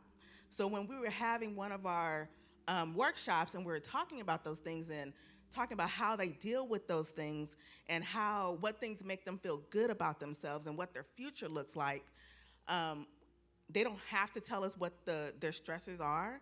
But after the workshop, one of the girls came, she's 18 years old, and she just came to me and she was like, Cheryl, Miss Bailey, I just want you to know, and I want to show you my paper of the thing that was like the worst day. I was like, what's the worst thing that ever happened to you that makes you feel bad? And she just had a date on the paper. And I can't remember exactly what the date was. And I was like, so what happened on this date? And she was like, I was being bullied, and I didn't love myself. I thought I was ugly. I thought I was fat, like Barry was saying. And I just really hated myself, and I decided on this day I was gonna kill myself. She said, I went to my room, I wrote a letter to my parents, I had everything ready to go, and just when I was gonna do it, God was like, he sent me a guardian angel. And I was like, who is your guardian angel? And she was like, my grandma came to me and said, no, this is not what God wants you to do. And she was like, but I'm still suffering. I'm still in pain. I still feel hurt. I still don't feel loved, even though her parents love her. And she was like, but I'm ready to tell my mom. Can you help me tell my mother? You can only get that when there's a place and a setting for that. And that's why it's so important that we have those camps. Because I wasn't going to go this year. And then we got a call. There is a need. There's something we have to go and address. And I'm like, well, work is overwhelming. I don't think I can do it. I'm tired. I was tired today, and these men and their gifts just brought me life. I told Pastor Isiah, I'm going to go sit in the back and I'm going to lay down. And then these men and women just brought life back to me so I can go to do my job tomorrow. And we can go to Mansfield, and we're going to check on a girl who was suicidal, see what services they gave her, talk to her, we talked to her parents, we talked to her father, and they were able to deal with the situation. And she feels like she's being supported. And this happens every single time we interact with these kids. So that is what you're donating to. You are saving a life when you donate to Through Guidance. So thank you so much, Cheryl. So the quickest way to do it, because people are like, I don't know how much to give. So it's $64 for one child to attend camp. Camp is usually 1 or 2 weeks, depending on where we are. 2 weeks if we're like in Rwanda or in Haiti, places like that. Here in the States, camps are a week. So it's $64 for a child to go to camp. So you can either be like, you know what, I got $64, or I'll support 2 kids, or I can support 2 kids, or you can just send $5 or whatever you have. But camps are free. We also pay for tuition in Rwanda. We've been sending kids to school for 9 years now. Yes, I know. Give that up. It's just great. But I'm so grateful to you, Hosea, who has been supporting this and saw this for a long time. And like Cheryl said, and I say this all the time when I get up, every year I want to quit because the work is just so hard. There's 500 kids. There's like me and a team of like 5 people trying to just plant seeds and water. I mentioned at the last event, I recently got a divorce, and I've been like all in my healing and in my thing. And I'm like, I'm not going to Mansfield. I'm not doing any of this. Like, I'm sad. I'm trying to figure out my life. And then we got a call. And I was like, okay, I'm going to Mansfield, God, because there are these kids, right? And they need me to be there. And I'm like, so we're going. This is what we're going to do. And so I just thank God for Calvary for supporting the work. Thank you for listening to this right now. And thank you for whatever gift that you have to give. I can also take your card or a check. You can make your checks payable to Through Guidance Ministries. That's drive-through, THRU, or I can swipe you as well. All donations are tax deductible. Thank you so much. Amen. So at this time, very briefly, we're going to receive an offering. And again, there are different ways we can give in the offering basket. If you want to write a check, make it payable to Through Guidance, THRU, like it's written there, Guidance. Or I'm going to pray before we start collecting. I'm going to pray first. I want to pray before we actually start collecting. You can make your checks payable to there, or again, every time you support product, Venmo, Cash App, any of that? You got all of that? So for anything like that, I'm sure if you see Sister Kendall back at the table, she can take any of those type of transactions and let you know all of those ways if you want to use anything as it relates to your card or your device to give. And so it's so many ways. But let's just allow God to use us to be a blessing to someone else. Because what you give to the kingdom, it never leaves your life. It simply leaves your hands to come back to you greater in your future. God don't mind giving it to you if he knows he can get it through you. That's it. He just needs a vessel. So I want to pray. And as I pray, this is all I'm asking. I'm not going to ask, who would give 100, who would give 1,000, or who would give 50. I'm not going to do that. All I want you to do is really listen to what God speaks to your heart. Because it's not about the amount, it's about the obedience. It's about the obedience. Because someone else, God might challenge you to give 1,000, he may challenge you to give 500, he may challenge someone else to give 100. Whatever that is, it's when you obey what he spoke to you. That's when you're blessed. So just obey God. Father, right now, speak to our hearts. Yes, I hear you, and I will obey. Speak to our hearts is what you would have us to render, because we trust We trust you first and foremost, and we thank you for choosing us and using us as vessels to sow into your ministerial work. Be thou glorified, O God. Make all things well. Do what only you can do. Speak and we shall obey. And we thank you for multiplying our seed. And Lord God, returning unto us even 100-fold increase. You make us 1,000 times more than we are right now. But bless us with your wisdom, knowledge, and understanding that we will be wise stewards over all of your resources and use our gifts and our resources for your kingdom purpose. Thank you that every need of this mission ministry is met and they have no lack, and countless children shall be drawn to you to walk in your destiny for their lives as a result of our obedience. In Jesus' name, amen. So at this time, the baskets are going around. Obey what God speaks to your heart and let God do what he does. Stand by his word. He will. He will. No weapon. No weapon formed against me shall prosper. No, no, no, no. It won't work.